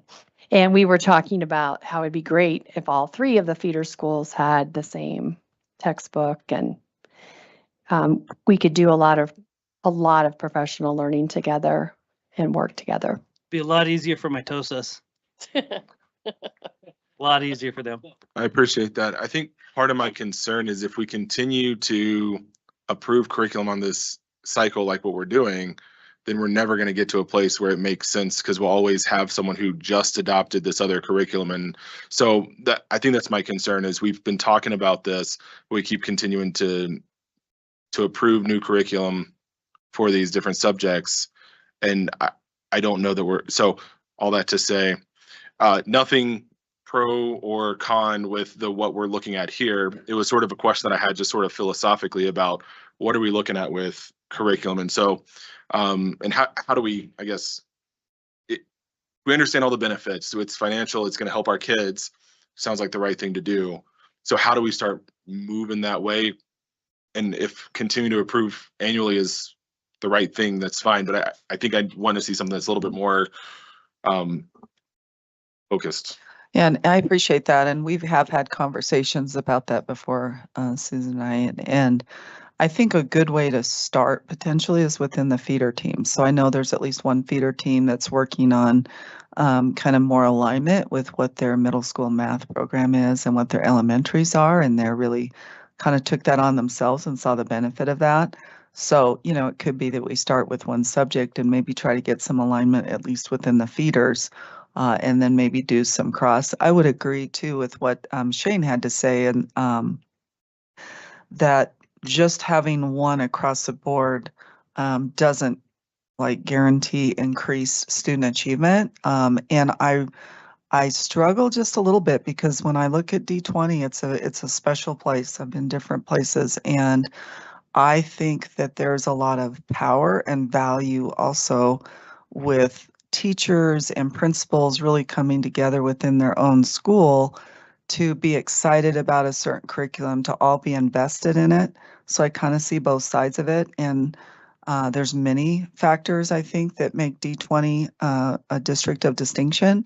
But I've been in other places where we've done, like, you know, we have the committees that come together and they do, you know, a district-wide math adoption or whatever. And you definitely see an implementation dip because, you know, even because you had a committee of teachers, not all teachers can be a part of, even though they had a chance to, but it's usually limited. And there's always going to be teachers and maybe principals who feel like they weren't a part of it. They're not vested in it. It can feel like something that was pushed down, you know, to them that now they have to take on. And so then you also can have teachers and sometimes administrators that have to do it out of compliance rather than really being something that they're vested in. So I think we really need to have some good conversations with principals and say, you know, what would make sense? Because I understand the other side of it, and I understand the importance of being able to get people together, and it's better for professional development if you have one. I just would want to really make sure that principals and teachers, that they're really vested in that vision. And like I said, when Susan and I've talked, we said, well, maybe a good start is the feeders and maybe math, which is kind of what we're working on. Not all feeder teams are doing that, but I recently talked to one feeder team and they're like, yeah, we're pretty much already aligned with between elementary and middle in math. So I think kind of growing it that way, and maybe we have an overall plan that, you know, by this time we can at least maybe have math aligned within the feeders, and then how does that align, you know, between the feeders? The thing that all of the schools have in common are we all are teaching the same essential standards, right? So we have equity, I think, across the district in different schools, even though they're using different resources because we're teaching the standards. So, but I appreciate also what you're sharing, Director Salt, and it's definitely something that we want to keep exploring and looking at what would be the best way to do that within our system. We do that with elementary science already, so it wouldn't be something entirely new, but it would be new in the core content. Yeah, and I think for me, specifically doing the feeder or the strands, I think would make a lot of sense. I know I've heard from some of the middle school teams, and they struggle because they have, you know, 5 different elementaries that come up and they're all effectively speaking different languages. And so they have to kind of get everyone together on the same page. And so we lose a lot of time in that first little bit of middle school, trying to get everyone talking the same language and making sure, oh, I know your math curriculum called it this, but you guys called it that, but we actually call it this other thing altogether. And so just trying to make sure that we're efficient with the curriculum. And so I like the strand idea a lot. I love the district, but I understand some of the limitations that we have and what that would be. So anyways, just working towards a plan on that, I think would be helpful. And so I can see kind of when we're approving the science curriculum, how does that work into the plan of moving us where we're trying to go from a curriculum perspective? Makes sense. All right. Ms. Gons. I just want to thank all the staff and teachers who reviewed these books, and especially the parents and community members who it's valuable to read all the different perspectives. So thank you. Ms. Shandy. One review I did look at, and we talked a lot today about accessibility and how that's forward, how we're moving forward with that, a lot of things. There was one textbook, it was page 8 and 9. where they talked about the online version curriculum did not have speech to text or text to speech or closed captioning available for the special education students. So is this true for all the books that we have, or is that just kind of as it becomes more, you know, in everyone's forefront of their mind, is that something that we need to say our curriculum must have going forward? Or is that not really adaptable yet in the curriculum? I'd say that's definitely a goal. Dr. Field or Mr. Knight, what do you think as far as maybe what we already have and how have we rolled that goal forward, or as we're thinking about accessibility? And I know March, Shelley's excited, is our accessibility month, so we definitely might be a time to really highlight that. So I think that's a good question, and it was a good perspective that you brought. In fact, our team highlighted that as being potentially the question that would come up. First and foremost, all technology components of curriculum have to go through the technology team to make sure that they meet the requirements of our district's technology. Accessibility being one of those features. The one curriculum that you reference is OpenSciEd. So OpenSciEd, just to give you a brief history lesson of how this was a curated open source curriculum, or resource rather, with just PDFs of good science lessons on topics. That has been purchased by the same company that provides our elementary science kits, Carolina. And when Carolina purchased it, they created online versions of that different from the open source. So in our behind a paywall, we can access the fully accessible features. And so each lesson has a little bar on the right side that has all the accessibility features. In addition to that, if teachers go to the open resource, there are other district approved accessibility features that are third party that they can load up the PDF to make it accessible. But the piece behind Carolina is actually a much stronger piece with it in terms of accessibility. So accessing it in the other ways, that's another expense though, correct? Because it's behind a paywall? Probably, yeah. Yeah. For the schools that adopt it. Okay. Mm-hmm. Mr. Wilburn. So I would echo what Mrs. Khan said. Having all the stakeholder reviews was really, really, really helpful. And there was a ton of them. Thank you to everybody that did that. And reading through those, very helpful. Didn't produce any really red flags, at least not for me. In fact, hardly any yellow ones. I mean, it was just thank you to everybody that took the time to do that.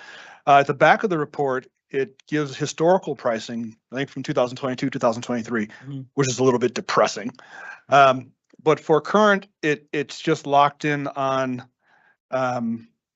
preliminary vendor pricing. Has that been finalized now? And if not yet, when does that typically happen? Yeah, first, I just want to thank the team. So Beth and Brian over here did a tremendous job of facilitating the process of helping teachers go through the standards, analyzing the qualities and the benefits and drawbacks of each resource. They did an incredible job. And so good. Thank you guys for your hard work on that. Regarding pricing, vendors are reluctant to release current pricing until you actually put out a request for proposal. And so when schools are interested in looking at it, then they'll get a full accurate bid. What I've learned in this job, I've been in it for a couple months now, is that vendors don't have a lot of flexibility on how much each unit costs. The place we get flexibility and economies of scale is in shipping and in professional development when we make purchases. And so that's the flexible part, not in the actual cost of the book itself. Ms. Inez. I know because I've been through the process myself of, curriculum adoption, and the professional development around that is very time consuming, very expensive, all of the things. I will kind of echo Mr.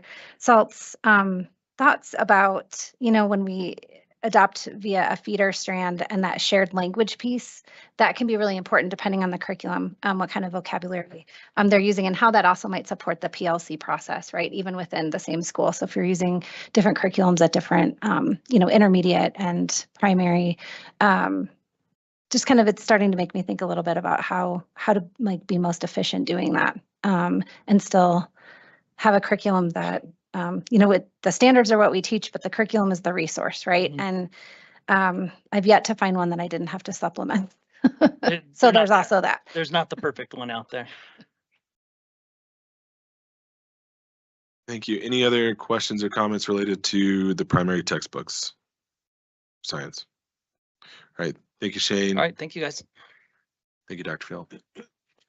All right. Next is the school calendar for 25, 26, 26, 27, 27, 28. Were there any questions or comments?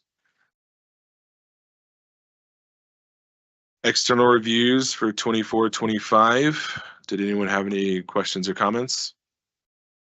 Ms. Cons. I just want to commend the entire staff, principals. Every year these get better and better. The questions and the responses by the external review team. And so I think Superintendent Haber's and her whole team's focus on Team One and our goals and objectives is really evident in every single school's review, because they're just so honed in on excellence and the desire to just see every student succeed to their maximum level. So I was really thrilled to read them. Ms. Shandy. It was really, really good. And comparing it to Schmoker's results now 2.0 with that type of lens and stuff, you really pulled out the PLC part of it and how engaging each of the schools were, and then also like where they need improvement. It was good because they could also see where they might be fragmented with that or whatnot. So it was really kind of cool to take his emphasis and how we've studied that and compare it to the report and stuff, and see just how important a lot of those elements are in what we're doing. So that's really great. I appreciate that emphasis. I think kind of to Ms. Cons' point, it's been interesting sitting here for the past 3 years going through this and watching the questions look a little bit wider. And then I think every year the questions get narrower and narrower, and our admin are being really almost surgical in the way that they're approaching these external reviews. And I think it's really incredible work. So any other questions, comments? All right. Building fund update. Anyone have any questions or comments related to that?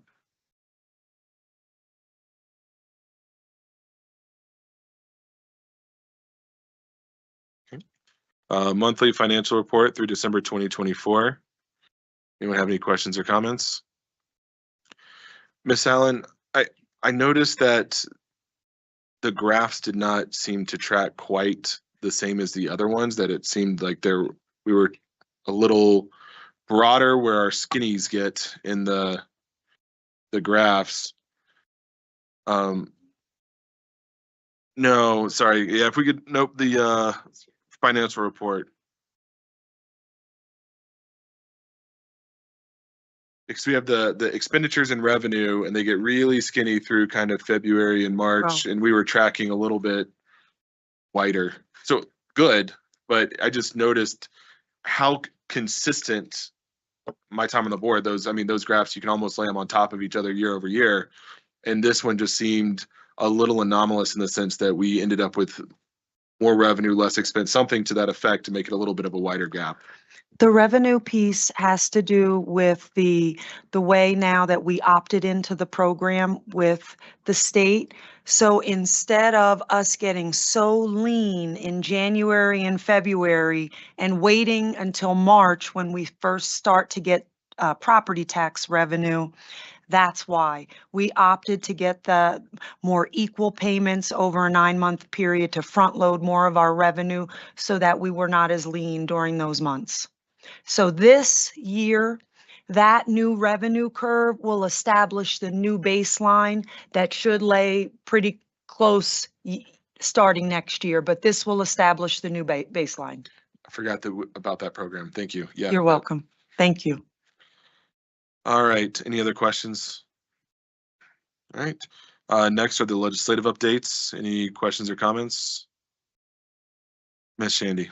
I would just say it's a question. Ginger or Superintendent Haber and I go back up to the the Capitol the week after next or whatever. And so through all of those, besides the averaging, is there any of those that you want us to hammer on or talk with legislators about in particular? Mr. Wilburn. Yes, 1059. Very vague. So the bill encourages each local education provider. What is that? We need to know if, is that school? Is that district? Is that district? Are we sure? So Provider? usually it's like an LEA, local education agency, some type of provider, and it's going to be the district. It could be a BOCES. I think in some cases, depending on context, it could actually be the like a charter school as well. But it's whoever that entity is. Typically, it is the district. Okay, thank you.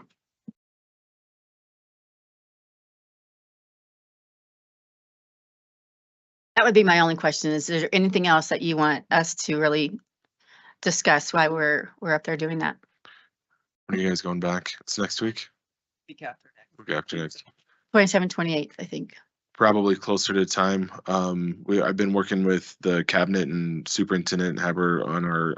We have weekly or biweekly calls with Amy Atwood. Yeah. And so we've been tracking a couple bills. It's a little premature to say this one's good or bad because there's a lot of time between now and when you're going back. So I'll keep track of that. And Jen, I'll let Superintendent Haber have sort of the notes there. I know she and I have talked about a couple of bills. And so she'll have probably most of my notes from those calls where we're talking with the rest of cabinet and some of those implications. Okay, sounds great.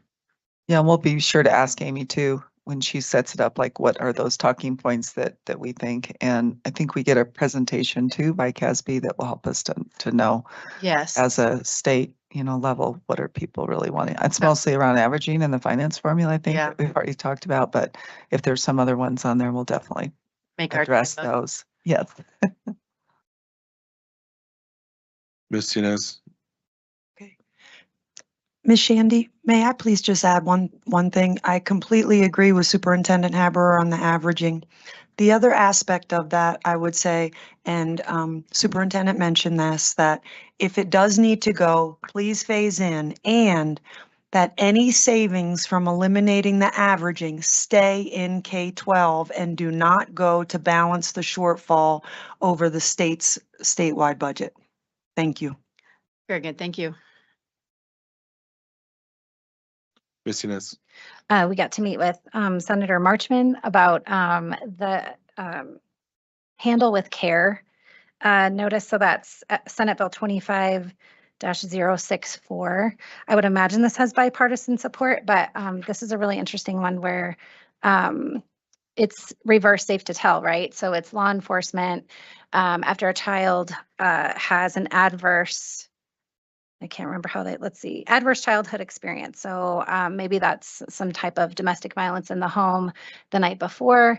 Law enforcement would have the opportunity to send a safe to tell message in reverse to school districts, like to an Infinite Campus, allowing teachers, administrators, to know that something had happened, and the notation in the student file is simply handle with care, so that everybody on staff or whoever is privy to that information would just know that maybe an extra check-in with that student or keeping eyes on that student is an important thing to do that day.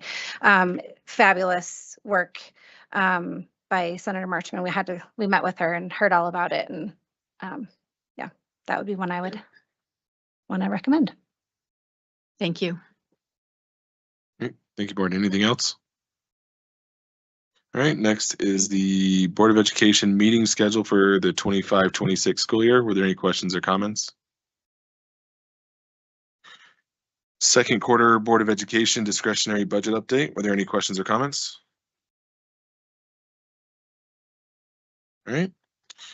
Annual monitoring report for governance process policy 4.10, board members code of conduct. Does anyone have any questions or comments? Ms. Cons.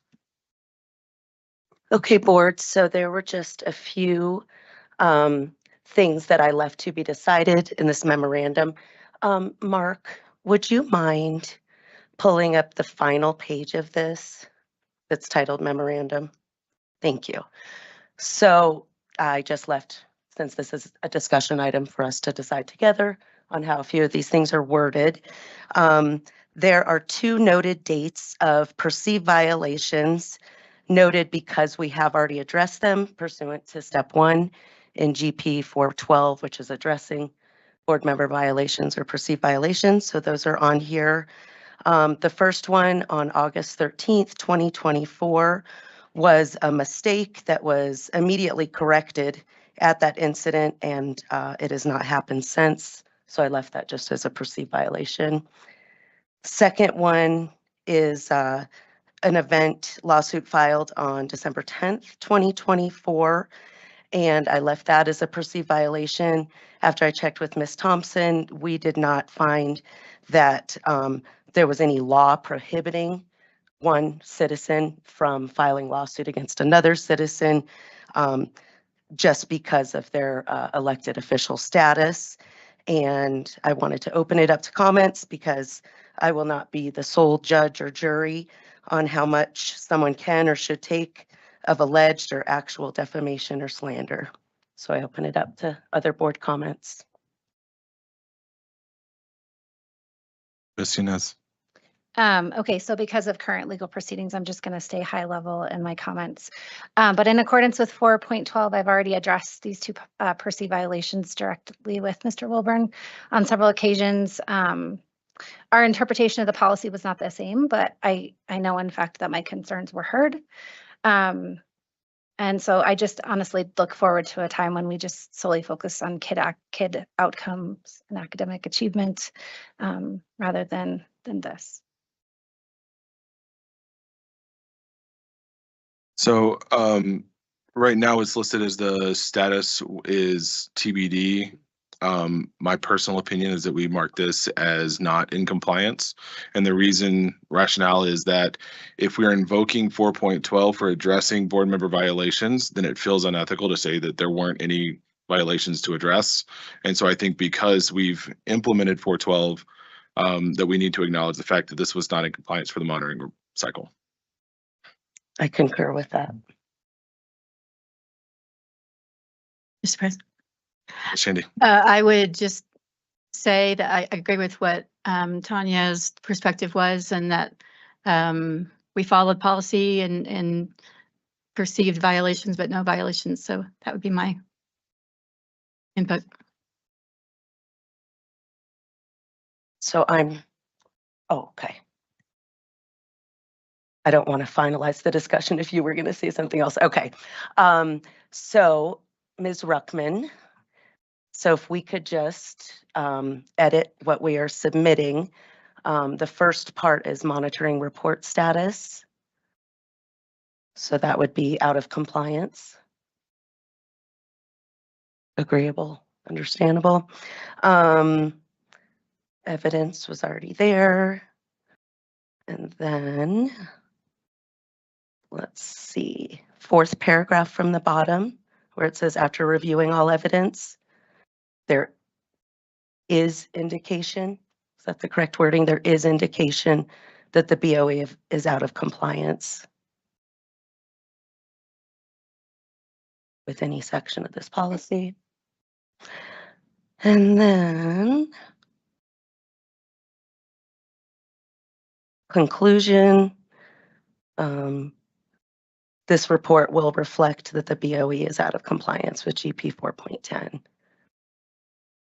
Help me if anyone sees anything else that needs to be amended. No, that looks right to me. Thank you. Any other comments? Okay. MRE, sheet back out. Is there sufficient evidence to determine compliance for each section? Is there sufficient, are all sections in compliance, which we noted no. Recognition of exemplary performance or concerns regarding performance. I think those have already been addressed through the 4.12 policy. Would you like to see additional or different evidence or should any part of this policy be changed in the next monitoring report cycle? Do you see evidence which is extraneous or no longer necessary? Okay. Next is the annual monitoring report for governance process policy 413, cost of governance. Does anyone have any questions or comments? Is there sufficient evidence to determine compliance for each section? Are all sections in compliance? Recognition of exemplary performance or concerns regarding performance? Would you like to see additional or different evidence, or should any part of this policy be changed in the next monitoring report cycle? Do you see evidence which is extraneous or no longer necessary? All right, next is the report for the Citizens Bond Oversight Committee. Superintendent Haber. And Deputy Becky Allen. Good evening. I would like to welcome Mr. David Brockway, our co-chair of the Citizens Bond Oversight Committee.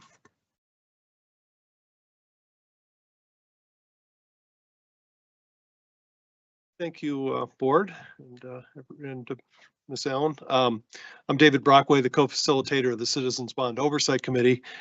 And since there are two bonds out there, I'll clarify which one I'm talking about. This is the 2016 bond. Our group, CBOC, met on January 22nd, 2025, led by Mr. Chris Garnhart, and he briefed us on financial activities for October, November, and December. I can be pretty quick on those, summarizing them.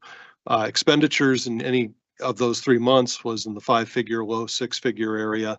So not a ton of activity, but it all related to finishing the Rampart High School and the Liberty High School pools. In looking in the bond, at the bond in totality, as of December, it's 97.5% of the funding has been spent. There's about 6.8 million of funding that remains to be spent.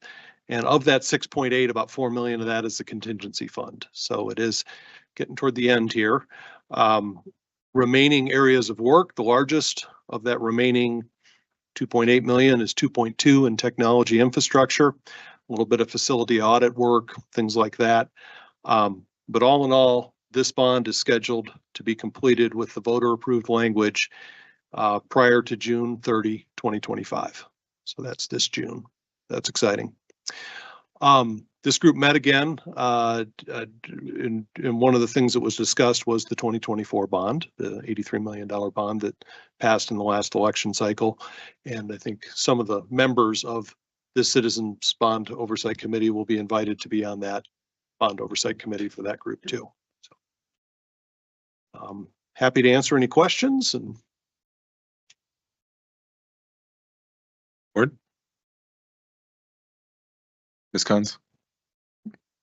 Thank you again, Mr. Brockway, for, I believe, agreeing to be our chairman for this new bond as well. So we're super fortunate to have his expertise and amazing longevity in years of service to the district and to the community.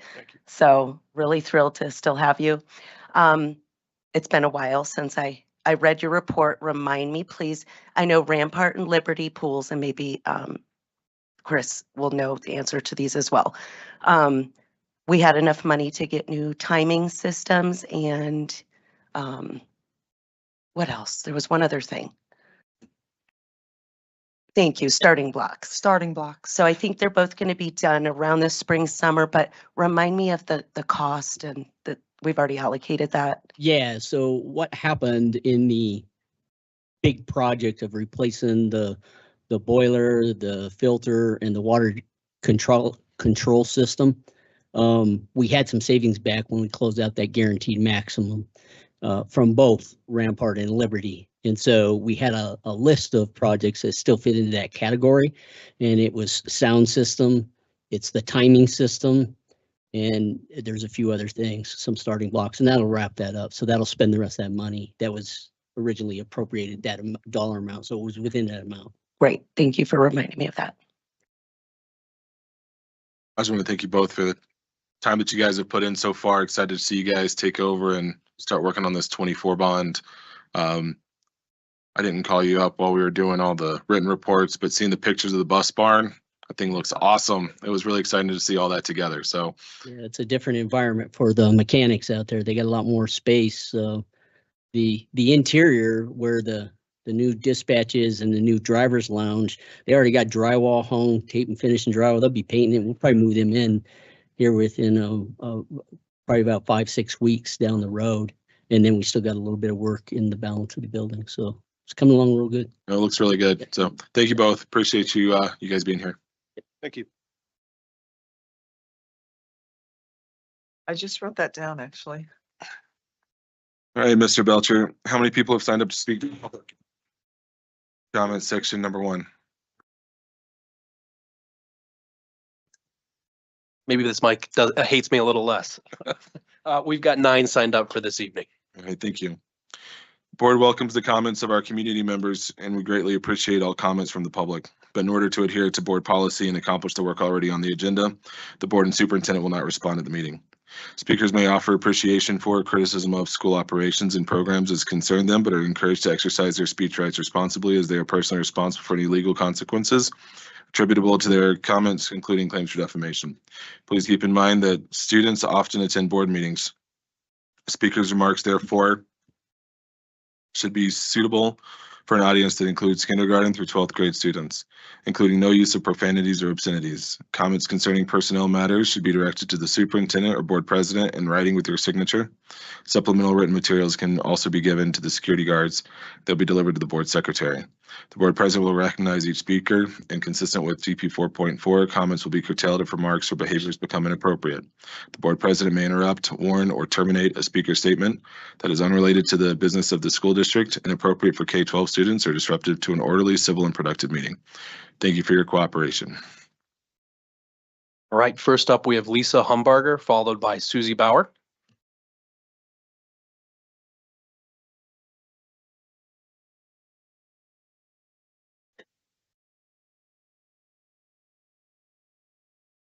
On October 4th, 2023, I attended a student-led candidate forum at Chinook Trail Middle School. During that forum, Mr. Wilburn chose to engage in reckless and inappropriate political grandstanding. He read aloud several passages from a book titled Push. The passages that he read to the crowd included references to sexual assault, incest, and threats of physical violence. He began reading without giving anyone the opportunity to leave or allowing time for parents to remove their kids from the room, thus taking away our parental right to decide what our children should or should not hear. I teach my kids to hold themselves accountable when they make a mistake or a poor choice.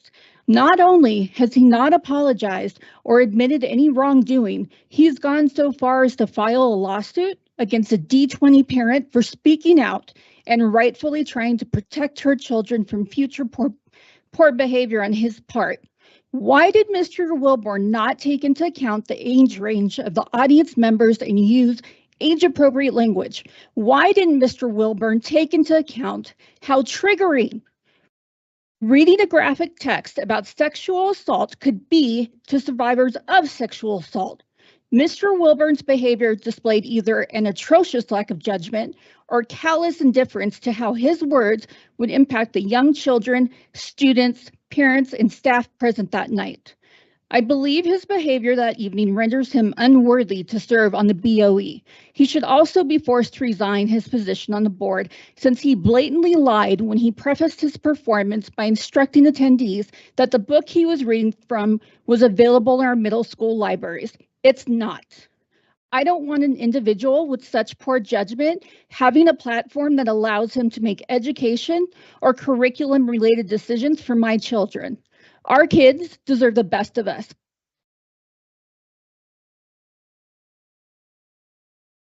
Next up is Susie Bauer, followed by Megan Gatekeep.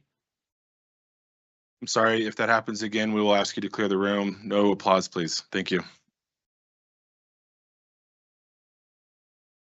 Integrity and excellence, the D20 website says, desires for our school district. We believe in how we behave to demonstrate excellence, nurture relationships rooted in honesty and integrity. There is a conflict. An adult in education should be a mentor, protector, teach and respect, and be respected by students, teachers, peers. His words were unprotected. The adult should use words to inspire and demonstrate excellence. Appropriate words to cultivate honesty.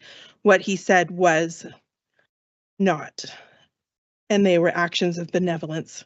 The words of the book did not match the age of the audience. When I read words, I take pride being thoughtful. Without remorse, he delivered those words with expedience. He was callous with his violating words with disregard of my son, myself, teachers, parents, and other students. Words that need permissions, respect, not insensitivity, ego full of impudence.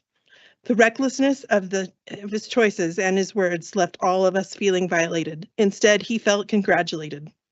Excellence, honesty, and integrity. What is priority, his ego or our teachers and students for their prosperity? We want him dismissed from the school board with sincerity. He has violated provisions of GP 410. His behavior has damaged the district's public image and credibility for students. Or what then? Vote today that Mr. Wilburn is a violation of the code of conduct. A resignation is requested, so excellence and integrity is still a part of the construct. Stay vigilant to our beliefs for the success of our school district. His actions do not reflect integrity, excellence. This is a conflict. Next up, we have Megan Gatekey, followed by Jennifer Stites. All right, we will clear the room. Thank you.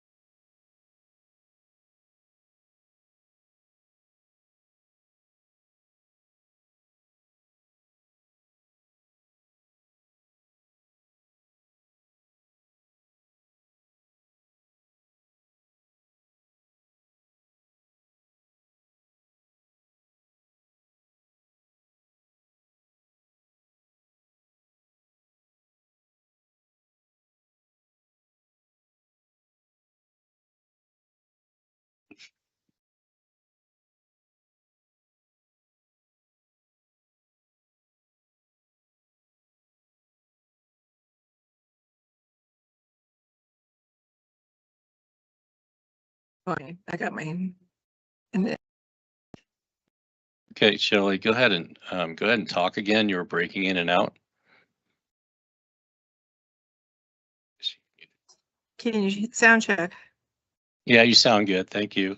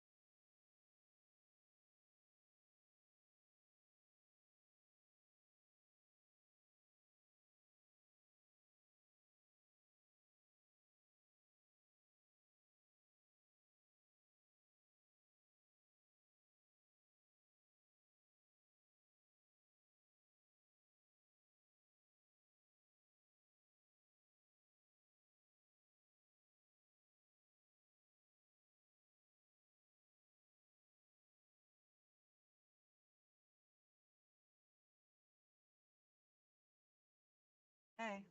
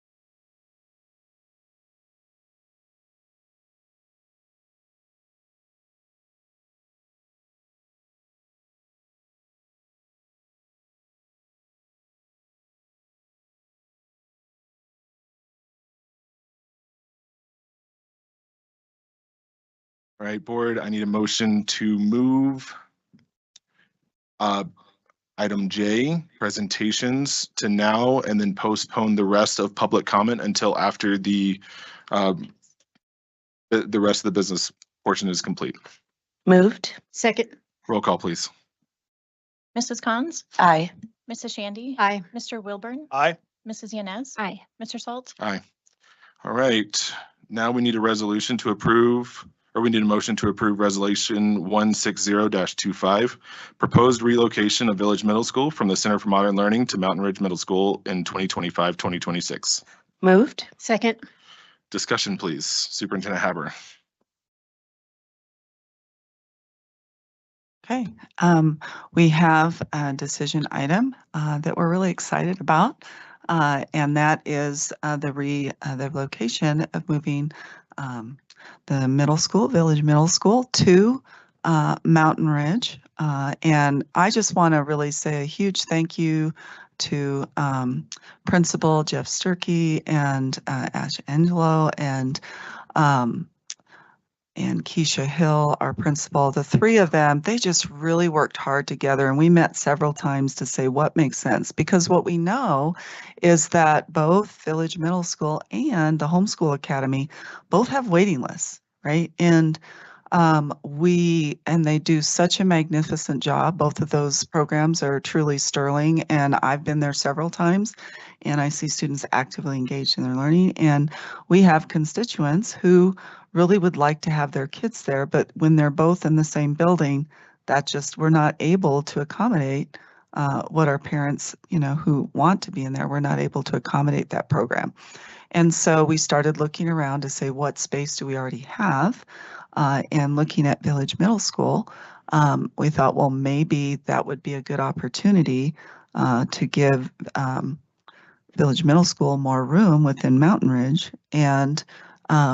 And what would we think about that idea? So we've been talking about this idea probably for several months and kind of going through some different ideas. And so just really excited. I shared with you the preliminary ideas earlier when we first started talking about it.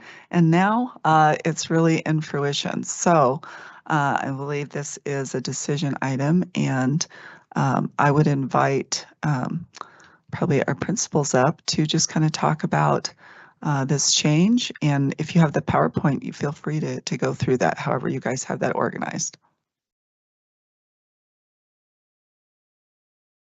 Mr. Sturkey. I'll just start. Yeah, I'm Principal Jeff Sturk from Mountain Ridge Middle School. Is it working? All right. I just want to share on a personal level. I have a senior son at the Village High School, so it's been perfect for him. So I really appreciate just the non brick and mortar, in this case, hybrid model of Village Middle School. Both Homeschool Academy and Village Middle School have waiting list demands, popularity for secondary students. 6th grade through 12th grade are looking for different routes to get to high school and to get their diploma. On another personal side, I have a sister, one sibling in the Kansas City area. She homeschooled all 4 of her kids, and she partnered as they got closer to high school with many community partnerships. And I think the Homeschool Academy is something that could really continue to escalate. On the professional side, we are thrilled to partner. I think if anybody knows me, I'm about all kids, and 26,000 kids is what I'm looking at, right? Of course, I'm a little biased to my 700, just under 700 kids at Mountain Ridge, but when we're talking about this entire school district, I want everybody to thrive. It's going to be great. Over the years, Ash and I have talked, and you'll hear from her in a moment, and I've had a handful of kids that, for whatever life circumstances have come to those students' way, the Village Middle School would have been a great option. And she oftentimes says, Jeff, I really want to, but I can't because there's such a long wait list. And so I think this is going to give the expansion of both incredible programs the chance to grow and meet more kids' needs. And I'm excited about that. So to have her literally right down the hall might be really good for partnerships moving forward. So thank you. Awesome. I guess it's my turn. I have been very excited and fortunate enough to partner with Ash over the last year. And even though this is exciting opportunity for us to expand, excuse me, I am going to miss my partner in crime because, you know, we tend to talk a lot and, you know, I'll run up, she'll run down, and it's just been a really positive relationship, but we both are growing. And I'm excited that we're both able to meet the demands that our community is looking for. One of the things that I think I'm most excited about is being able to say yes to families instead of saying, I'm so sorry, I don't have any more room. I'm so sorry, I don't have any more room. And I don't even know, I probably said that 50 times this school year. And so to be able to know that I'm going to be able to say, yes, we have space. Yes, we have space. And take our time to grow intelligently and with fidelity over the next few years. I'm very excited about that. My community is excited, and I'm just really looking forward to expanding our programming. I've been asking in the last few Parent Square 20 alerts, parents, what kind of programming would you like to see? And my parents have been extremely engaged in sharing what they'd like to see. Monthly, I've been doing coffee with Keisha, and they have also been able to tell me what kinds of things they're looking for. So I feel like we're going to meet a need here in the district, and I'm just really excited to be able to lead that charge. Oh, miss you too. I won't abuse the pony, but I might send you some things in the pony. So when Ginger's first visit to Village Middle School, it was probably August of last school year. I did say hello, and then I said, and where are we going to grow? Welcome to Village Middle School. And so for those of you that don't know, this is our fourth move, this school's evolution. And Jeff, you might think those trailers outside what will be kind of our wing, our garbage and ready to go, that is where this school started, in a trailer. And so when I first visited the campus, you know, I was like, can we use one of those for storage? And so to think about the fact that like this trailer, a similar trailer is where this school started, is now like, I'm like, could we use that for storage, for supplies for our kids, for our explorers, is just mind blowing. It's full circle. There's space for yoga, and Jeff, I think Renee and Kim are still here. I promise you that we will be good neighbors. And the food truck rodeo, Keisha has been a guest judge for all kinds of food competitions, so you will get invites, and just having space for our kids to continue to capitalize on the crazy wild ideas that they have that we say yes to is really special. And I'm excited to be able to start having some conversations with them and involve them in the design and the planning, because I'm the manager of this space, I'm the leader of this space, but not the consumer, and they'll have better ideas than I could have ever imagined. So fun chapter ahead. It's awesome. I'm really excited about this, and I'm really glad that, you know, this is a solution that works for everybody. Any guess as to what this means enrollment wise for each of your programs? Is it 20% more? Is it 30% more? Have we gotten that far to see kind of what does it actually mean for our kids? Go for it. So currently, for this year coming up, because we are anticipating sharing space for the first half of the year, there's only so much growth I would be able to do on the main level. However, there is an anticipated additional 50 students for me just this first year prior to expanding upstairs. So I'm excited. I could see, I mean, we're currently low 600, 608, I believe. And I am pretty confident we would be pretty close to 800 students. So that's a significant area of growth. But over time, I'm hesitant to, you know, look at the future too much and say, oh, this program is going to, you know, yield 75 students. I really want to make sure that I'm hearing from the community and our staff as to what that looks like. But super excited just even to grow this year. So because we're going to start the year in our current space, we're looking at maybe 5 to 10% more next year because we don't have more room first semester. And also being really cognizant of for adults, change is hard, and we're going to have to take a group of middle schoolers, which, man, it's going to be, they'll rock this, but I want to give them time second semester to feel it, live it, adjust, and then say, okay, we're ready. Let's bring on some more. So this next school year, it'll still be limited, right? I just don't have more space August through December. The following school year, 26, 27, I would anticipate 200 kids comfortably.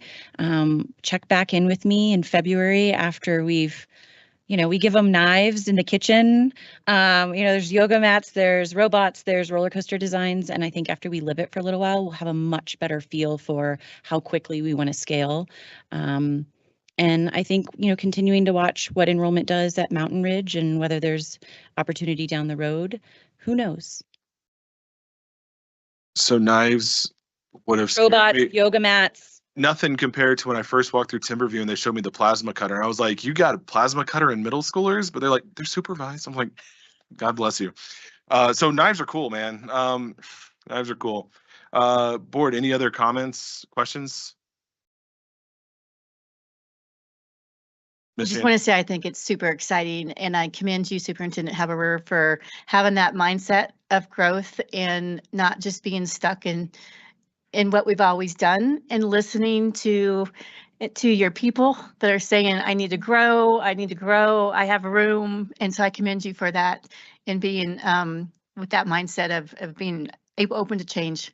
So I think it's really exciting. And I think it follows our district goals and student needs. I think it checks all those boxes. So. Ms. Cons. Well, I'm super thrilled for all three of you that it is such a good decision for everybody.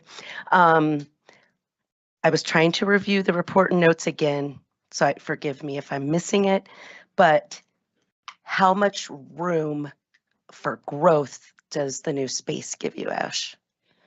Student-wise, percentage-wise?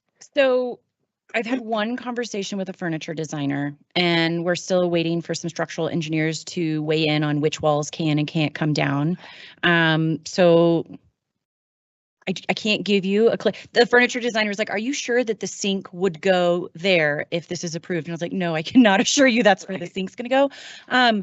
You know, I look at what we currently have kind of mapped out for access space, plus 3 Explorer rooms, which is an entire additional room. I'm going to say from where we are now, 50 kids, but again, not next year, but I feel comfortable with 50 kids with how we've kind of imagined using this space. Good, that's wonderful. And then, so Jeff, conversely, how much space does this allotted Village Middle School location still give you if your numbers do increase, or like where you at on that? Yeah, we're good. I mean, I've been at Mountain Ridge for a while, and I was a teacher at Mountain Ridge on a cart with like 10 other roaming teachers. And so like we've had the luxury of space. We really have right now. And so it's going to be a change for our teachers. And as we know, change is hard sometimes, especially for us adults. But at the same time, we know that change is inevitable and our staff is in a good place. We had a great meeting just over 48 hours ago, and we're excited. We're excited to partner with the Village Middle School and make the best for both schools to reach more kids. And so we're going to be fine. Yeah, we're going to have to make some adjustments, but we're planning on expediting that for our staff and our community as fast as possible so that they can kind of just let it soak in the changes that are going to be made physically for the beginning of next school year. But it's all going to be happening. We're going to move forward. And there's a possibility of some facility upgrades in a few areas of our part of the school as well. So we're thrilled about that as well. I'm excited for you guys. All right. Any other questions, comments? All right. Roll call, please. Mrs. Cons? Aye. Mrs. Shandy? Aye. Mr. Wilburn? Aye. Mrs. Yanez? Aye. Mr. Salt? Aye. All right. Thank you, guys. Congratulations. We're excited for you.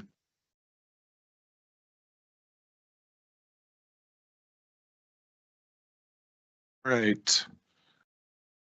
We're going to go ahead and resume public comment, section 1.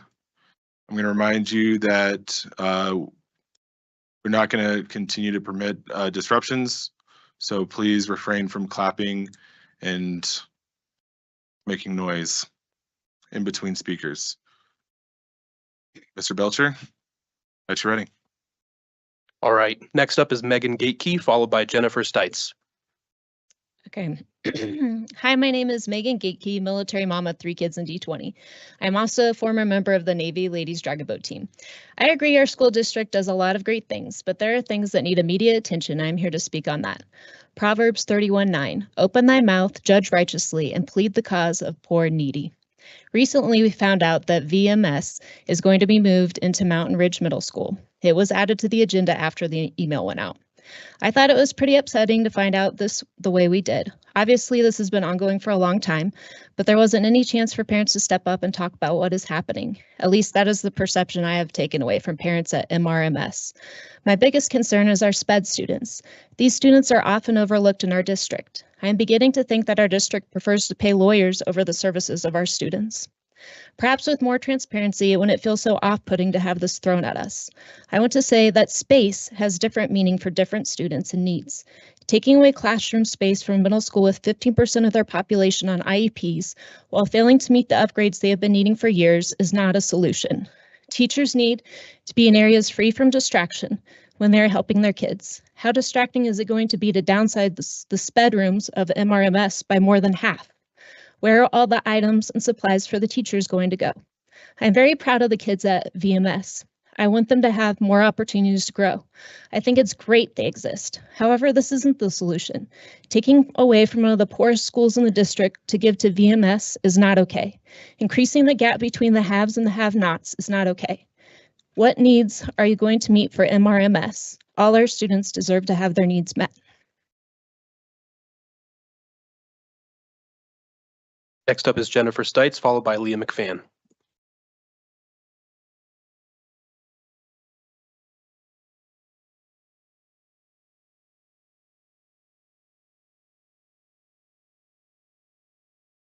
Thank you. Tonight's hearing was a long time coming, and I am grateful for the board's discussion and the opportunity to be heard. At an August 13th City Council meeting, Director Wilburn first introduced himself as a District 20 Board of Education member and then proceeded to call another district parent a true cop hater. Director Wilburn went into the effort of making and distributing packets of information about Mr. Hoffman, and he assembled a group of no less than 7 individuals to support his public and personal attack on him. This organized, multi-pronged, petty attack on Mr. Hoffman was aimed at preventing him from being offered a position on the Law Enforcement Transparency Advisory Commission.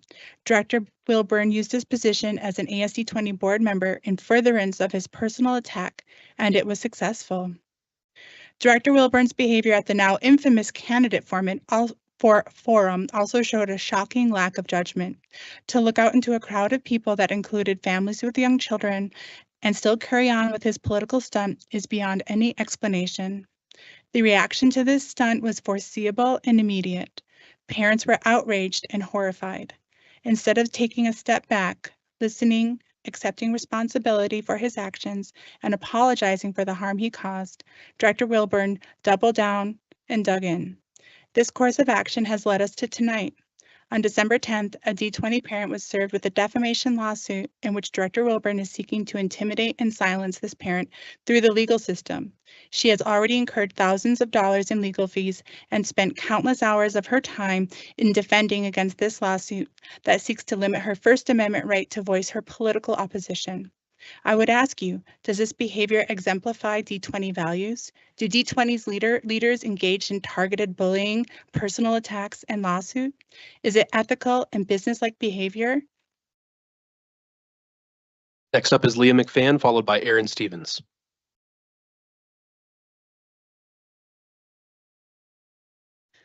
Good evening. My name is Leah McFan, and I am both a D20 staff member and resident. Tonight, I want to express my appreciation for the board member who had the integrity to speak out about Derek Wilburn's repeated violations of the board's code of conduct. Every board member is elected to represent the voices of our community and to prioritize the continual improvement of student achievement. A core value of this board is maintaining a neutral environment, ensuring the focus remains on academic success for all students. Yet, Director Wilburn's actions on August 13th and December 10th are clear violations of GP 4.10, and these are just two examples. We have yet to address his appearance on a podcast where he was physically present and clearly acting in his capacity as an elected official. Labeling his behavior on August 13th as a mistake is a distinct slap in the face to the parent who has single-handedly shown up in more ways for this district than Wilburn ever has. Turning your cheek because his decision to sue a parent is technically legal doesn't mean that he is fit to continue in this role. The fact that he neglects his official responsibilities but finds time to attend events where he disparages parents and seeks to grow his personal following is a blatant insult, not only to this board, but to every educator and staff member in our district. It is beyond time to request that Derek Wilburn resign from the board. Our students, parents, and educators deserve better. Thank you. Next up is Aaron Stevens, followed by Bernadette Guthrie.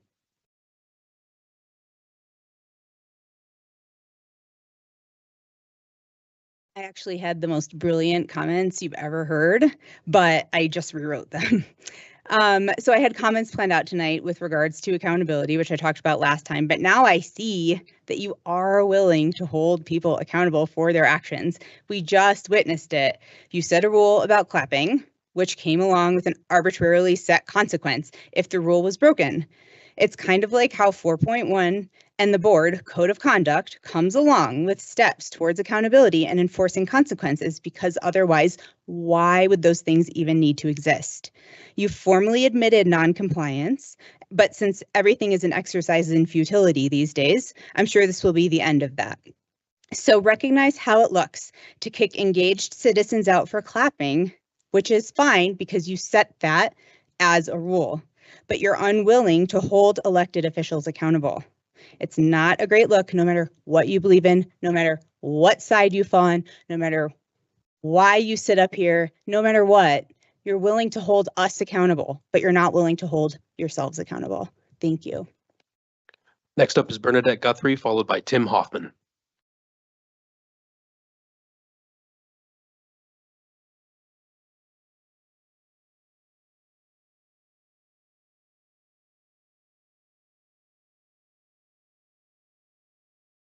I want to start off by thanking you, Mr. Salt, for assisting me in demonstrating to the public this board's selective enforcement of policy. Let's be clear about what's happened here tonight. You held me, the parent of a traumatized child, accountable to a non-existent, non-documented, unconstitutional rule, but you refused to hold your own board member accountable to a documented, written, adopted policy because he didn't break the law. Let me remind you, the law is not the standard here. Your own policy is. This is a double standard that parents see plainly. It's selective enforcement, it's retaliation. These aren't just bad optics, they're constitutional violations, stacking up. The First Amendment protects my right to speak and to advocate for my child and to clap in support of others without removal or retaliation. Selective enforcement and viewpoint discrimination are both unconstitutional. Targeting me for punishment because I spoke out against one of you is also retaliation and is illegal. Every time you apply one set of rules to parents and no rules to yourselves, you stack another constitutional violation on top of the harm you've already allowed. Your inaction has told my child and every child in this district that their safety is secondary to political loyalty. It has told every parent that we will be punished if we speak out against those in power.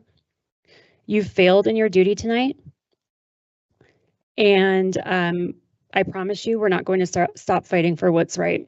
I will continue to fight for my child, for my family, and for every parent who dares to speak truth to power in this district. I will fight for my rights, the rights you violated tonight, and I will pursue every avenue to hold you all accountable. I will fight so that no other parent is ever retaliated against for standing up for their child. Next up is Tim Hoffman, followed by Christy Simpson.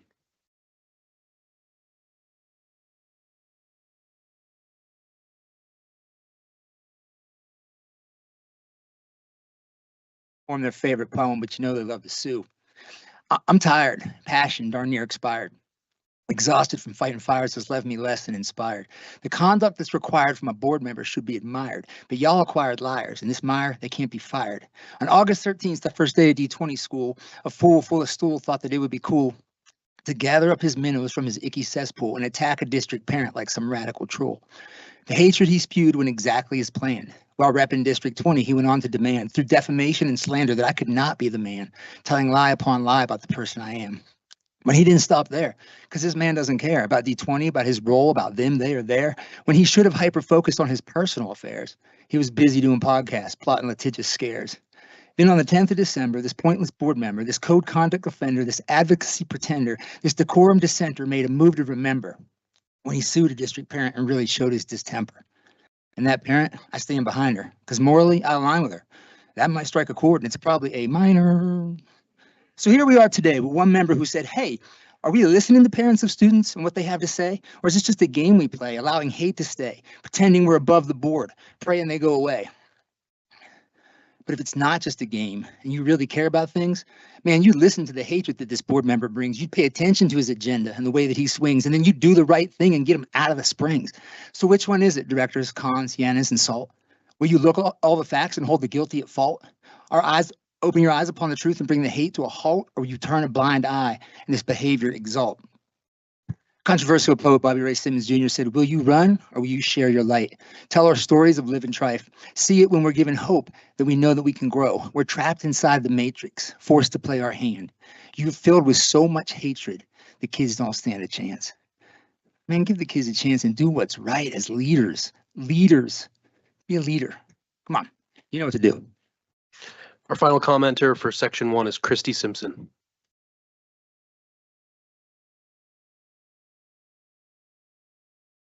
Hi there. Is it on? Okay. Integrity and excellence is what this entire D20 board operates on. As a mom of 3 teenagers, I'm so thankful for Mr. Wilburn's boldness to speak against inappropriate sexual materials for students under the age of 13 back in October of 2023. This boldness and truth-telling is something many parents in our district applaud and are thankful for. After Mr. Wilburn's exposure of these sexually inappropriate books in children's libraries in our schools, 1 month later, a majority of constituents voted to elect Mr. Wilburn as a D20 school board member. I'm so thankful that Mr. Wilburn is healing from his surgery and is back in this boardroom. I'm so thankful that Mr. Wilburn is such a man of integrity. I'm so thankful that Mr. Wilburn has chosen a higher path and has chosen to stand for truth against attempts and words that are not even appropriate that adults should say. I'm thankful for Mr. Wilburn's stance, and I am glad that I voted for him to be on this board. Thank you so much, Mr. Wilburn. We're going to roll right into section 2. Our first commenter is Elizabeth Clay Del Rio, followed by Angela Blunt. she's coming up, I'm going to please remind, if you have a coughing fit, please step out into the hallway instead of disrupting the speakers. Thank you. Hello. Today I'm just here to pray for the meeting, for the board, for D20, and for everybody under the sound of my voice. I didn't bring any notes because I just want this to be from the heart. So, Father God, I thank you for this day, for every single day that you've given us. God, I want to pray that your presence would be here in this room, God, and that you would help joy to be brought back to this district, to its parents, to its students, to this board, to all those that can hear me today, God, because joy is something that feels so fleeting. It comes in moments. We celebrate its moments. We celebrate it deeply, and then so quickly it's gone in the face of polarization and all of the fights we have, God. It's like we forget it so quickly, God. But you don't forget, God. I just pray that you would help joy to return to these meetings, God, as well, that it wouldn't be something that anybody has to dread to come to either. And that even from people who are on opposing sides ideologically, that we would just be able to speak civilly and still see each other as human at the end of the day, to care about each other, God. Because if we don't care about people, what are we really doing here? What are we really doing here if we don't care about people? So I pray that you would help us to do this, God. And I thank you. In Jesus' name, amen. Next up is Angela Blunt, followed by Patrick White.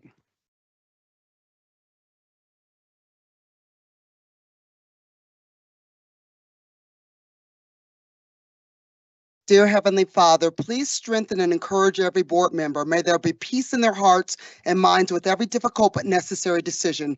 I speak boldness in their decision-making, as their goal will always be guided by what is best for all students. I pray for every worker. I speak peace and blessing over their lives. May they realize the significance of everything that they do that will benefit the life of a child. May they make the most of every opportunity to positively pour into students. Strengthen them when they are weak or uncertain. Let them know that they can come to you to be replenished in all ways. I pray for the teachers who work tirelessly way past the end of the school day, into the night and over the weekends and breaks to accomplish and to serve every student well. Strengthen them in their weaknesses and in their discouragement. May a student, a parent, or an administrator give them a word of encouragement tomorrow to bless them. Help them see past their workload to the significance of their role in the lives of every child. Cover them in your love. May your love also cover their buildings in ways that are undeniable. May they sense the breadth of you that provides what they need for survival. I pray for every single child and parent in D20. I speak protection over every life. Help them through the rough spots and lead them to the solutions that they are looking for. Make it clear that nothing is hopeless and there's always a reason to go on. You've given us life and life abundantly. May hope come back to every single person. May giving up never be an option. May they be encouraged in ways that are unexpected and realize the importance of their lives. I pray that every child knows that he or she is loved, and may truth prevail in their hearts. May every school be a safe haven for the youngest of the children to the oldest ones. May they know that they are important and special and loved by you.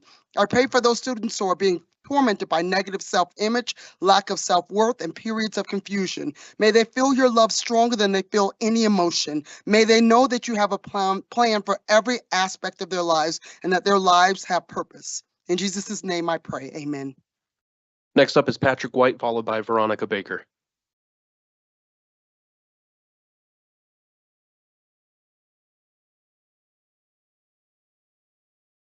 Good evening.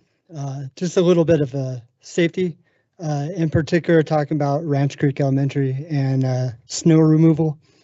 If you've ever been there, the south exit coming out of out of Ranch Creek, the 3rd, 4th, and 5th graders have to exit out, and when there's snow, it gets pushed onto the sidewalk. So it kind of creates a barrier for students and parents leaving between that southern exit and Wolf Village Road. I have witnessed students and parents slipping and falling there. I don't know if there's a way to push it further off of the path, more into the grass or not like obstructing people walking. Just a little bit of safety. You know, I don't want people to slip and fall there. So that's all I have. Next up is Veronica Baker, followed by Catherine Gale. Recently, my son and I attended a transition program open house for Project Searchlight. I was very impressed with the collaboration D20 has with UC Health. The program provides meaningful engagement and the chance of genuine productivity for our transition students. The transition after high school can be stressful and dark for both parents and students, so it's nice to see a promising program for these very deserving kids.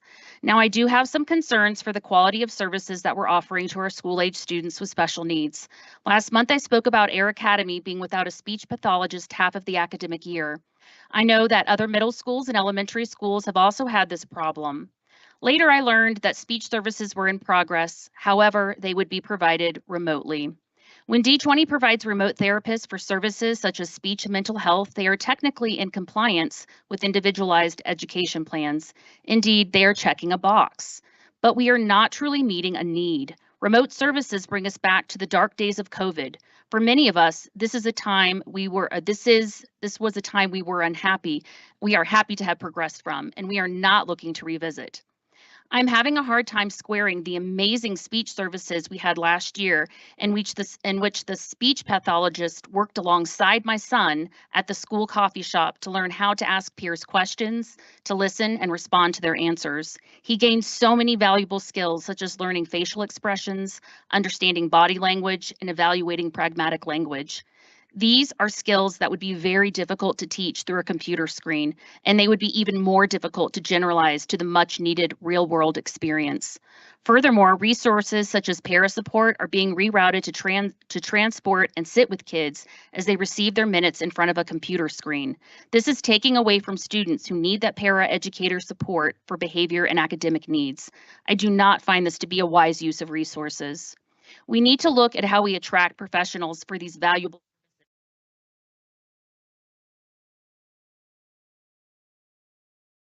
Thank you. Next up is Catherine Gale, followed by Brett Dayberry.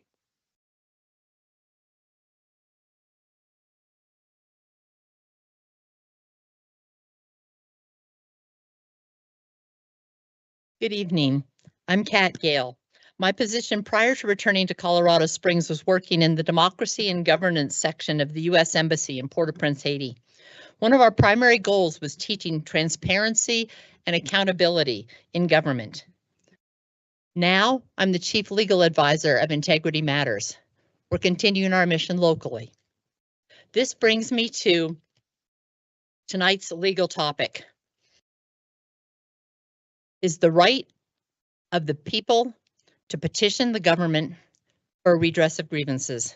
This applies to you on a local level through the due process clause of the 14th Amendment. The 14th Amendment incorporates the protections and privileges of the Bill of Rights into state and local governments and agencies. What's key to both of these elements of due process is that these are protections for the people against government overreach. First is notice. Colorado's open meetings law is part of this. Second, the opportunity to be heard. Third, finally, an impartial tribunal. Since you, Aaron Salt, arrived on this board, the people's opportunity to be heard has been severely diminished.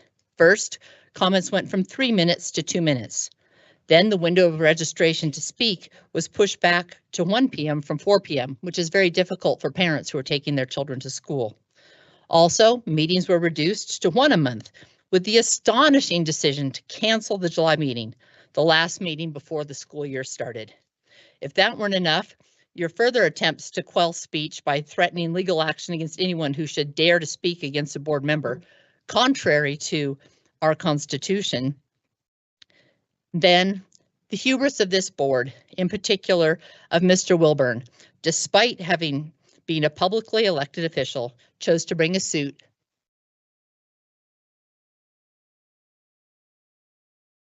Thank you. All right. We'll clear the room again if that happens. Thank you. Next up is Brett Dayberry, followed by Emily Vonachin.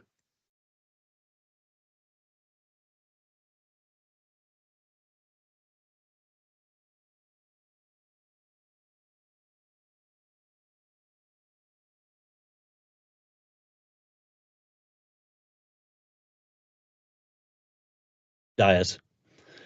Praise God for your continued recovery. As of January 20th, there's a new sheriff in town. Here's a partial transcript from a recent speech. My Department of Education will inform states and school districts that if any teacher or school official suggests to a child that they could be trapped in the wrong body, they will be faced with severe consequences, including potential civil rights violations for sex discrimination and the elimination of federal funding. As part of our new credentialing body for teachers, we will promote positive education about the nuclear family. That's an idea. The roles of mothers and fathers, and celebrating rather than erasing the things that make men and women different and unique. I will ask Congress to pass a bill establishing the only genders recognized by the United States government are male and female, and they are assigned at birth. The bill will also make clear that Title IX prohibits men from participating in women's sports, and we will protect the rights of parents from being forced to allow their minor child to assume a gender which is new and an identity without the parent's consent. How does this relate to D20? The 3 members of this board who are up for re-election have failed this community by not requiring parental consent in the ACA. These are the same 3 board members who effectuated 3 vile books to remain in the libraries. I'm suggesting that Aaron Salt, Nicole Kahns, and Lauren Yanez not muddy the waters at the next school board election. Announce that you will not run for re-election so D20 can move forward with actual conservatives who will have the fortitude to do what is right for the kids. Finally, Emily Vonachin.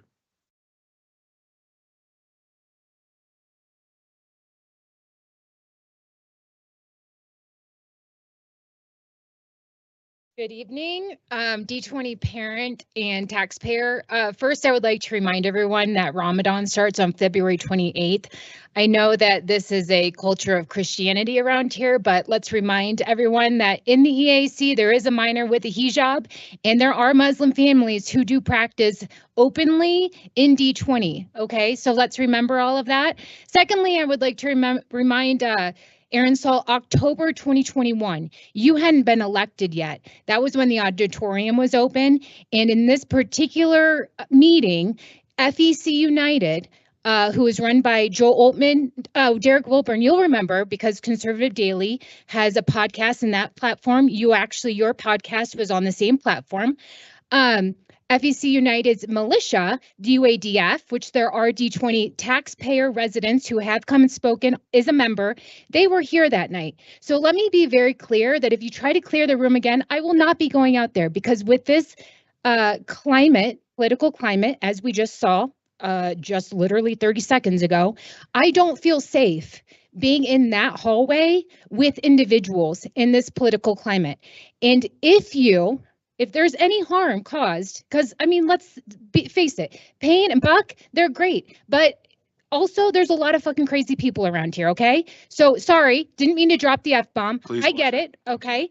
But I do want everyone to be reminded of October 2021 when a lot of people weren't here. Okay, Joe Oltman might have went to Texas, but his followers still remain and they're active. Third, Mr. Wilburn, I still hold that you are incompetent for this position, okay? And I do think that it's only a matter of time before something happens. Ms. Kahns, you will get reelected if you rerun. He is now your problem. So best of luck to that. Hey, no thank you.